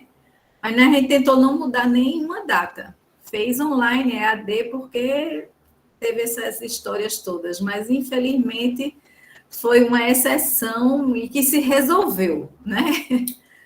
Mas a gente tenta manter, porque justamente a gente compra passagem antes para poder pegar um preço melhor e tudo mais. Mas, graças a Deus, a gente consegue manter sempre o cronograma bem direitinho, justamente para quem vem de longe não se atrapalhar. Mas quem puder fazer, faça, que essa pós realmente está muito maravilhosa. Eu fiz a pós que eu gostaria de fazer, tanto é que eu assisto todas as aulas. Até eu tô com vontade para Recife. Você vem. Vou embora. Vou colocar aqui, vou colocar aqui novamente o link das pós de linguagem para tanto você assistam, de Fortaleza entrem no site, né? Vejam as pós, tudo direitinho. Tem pós para todo gosto. E olhem, eu quero agradecer mais uma vez a professora Vanessa. Gratidão, Vanessa. Você é uma pessoa linda. Quando você diz que não dorme pensando, acho que acontece a mesma coisa quando eu pego alguns pacientes meus, que eu vejo assim, às vezes o que eu vejo que vem com diagnóstico errado, que aquela pessoa passou por tantas mãos e sofreu tanto, podendo já ter um tratamento, né, adiantado. Mas, enfim, a gente faz a nossa parte, né? Com certeza. E o bom de estar em sala de aula, em estar coordenando, em estar dando curso, é ajudando a formar os fonoaudiólogos com a visão diferenciada, né? e vamos embora, que para frente a gente vai fazendo o nosso papel. Muito, muito obrigada. E muito Obrigada a você. Obrigada por estar junto nessa missão. Tá? Obrigada, muito obrigada pelo convite primeiro, né? Eu fiquei muito lisonjeada. Muito obrigada mesmo. E quem entrar na minha pós e na pós de Fortaleza vai ter essa moça um final de semana inteiro com a gente, que é maravilhosa, e outros profissionais, né? Como já foi falado, Jaime Zorzi, vem mais gente boa por aí. Muita gente boa que vai fazer parte da nossa história. Olhe, muito obrigada a todos. Obrigada, Rubia, gente. obrigada Boa pela noite. assistência. E Vanessa, vai descansar, querida. Muito Amanhã eu tô obrigada. cedinho, já dando aula. Dando aula não, amanhã eu tô no consultório mesmo. Gente, um cheiro no coração de todo mundo. Tchau, tchau. Fiquem com Tchau, Deus. gente. Obrigada. Passando Tchau, só mais alguns lembretes para vocês. O certificado de vocês, de todo mundo que assinou a ata virtual, vai ser enviado em até 48 horas úteis, para o mesmo e-mail que vocês fizeram a inscrição, tá? Então, até no mais tardar, na quinta-feira à tarde, vocês vão estar recebendo, acredito. Se brincar, amanhã de manhã já libera o certificado de todo mundo. E a aula gravada vocês vão receber até a próxima semana, para o mesmo e-mail da inscrição. Todo mundo que se inscreveu, mesmo que não conseguiu assistir hoje, vai conseguir rever. E quem estava aqui presente vai conseguir assistir do início ao fim. Quem chegou no meio da palestra vai conseguir ver tudo tranquilo e vai poder fazer as anotações de novo, rever todo o conteúdo e as perguntas e as respostas, tudo mais. Gostaria de agradecer a Cláudia Sobral. Ela pediu para passar um recadinho, que ela está com crise alérgica, então ela está com a garganta bem inflamadinha. Está aqui assistindo, só escutando, né, Cláudia? Mas não está em condições de falar nem agradecer. Então, agradecer a presença dela. Dá só uma boa noite, gente. Estou aqui assistindo tudo, Vanessa. Você é maravilhosa, viu? Amei tudo, gente. Agradecer Obrigada. Boa noite. A Sandra Boa noite, Claudinha. e a Vanessa por ter dado essa aula maravilhosa, né? Para mim, que não sou da área de fonoaudiologia, foi bem autoexplicativa, como posso dizer, né? Até para a gente entender que como é importante a gente, enquanto não só o leigo, né, como pessoa, como você botou até no videozinho, né, que todo mundo pode ajudar uma pessoa com TDL, né? Exatamente. Então, cabe a nós ajudarmos as crianças que têm esse transtorno para poder eles conseguirem fluir na vida.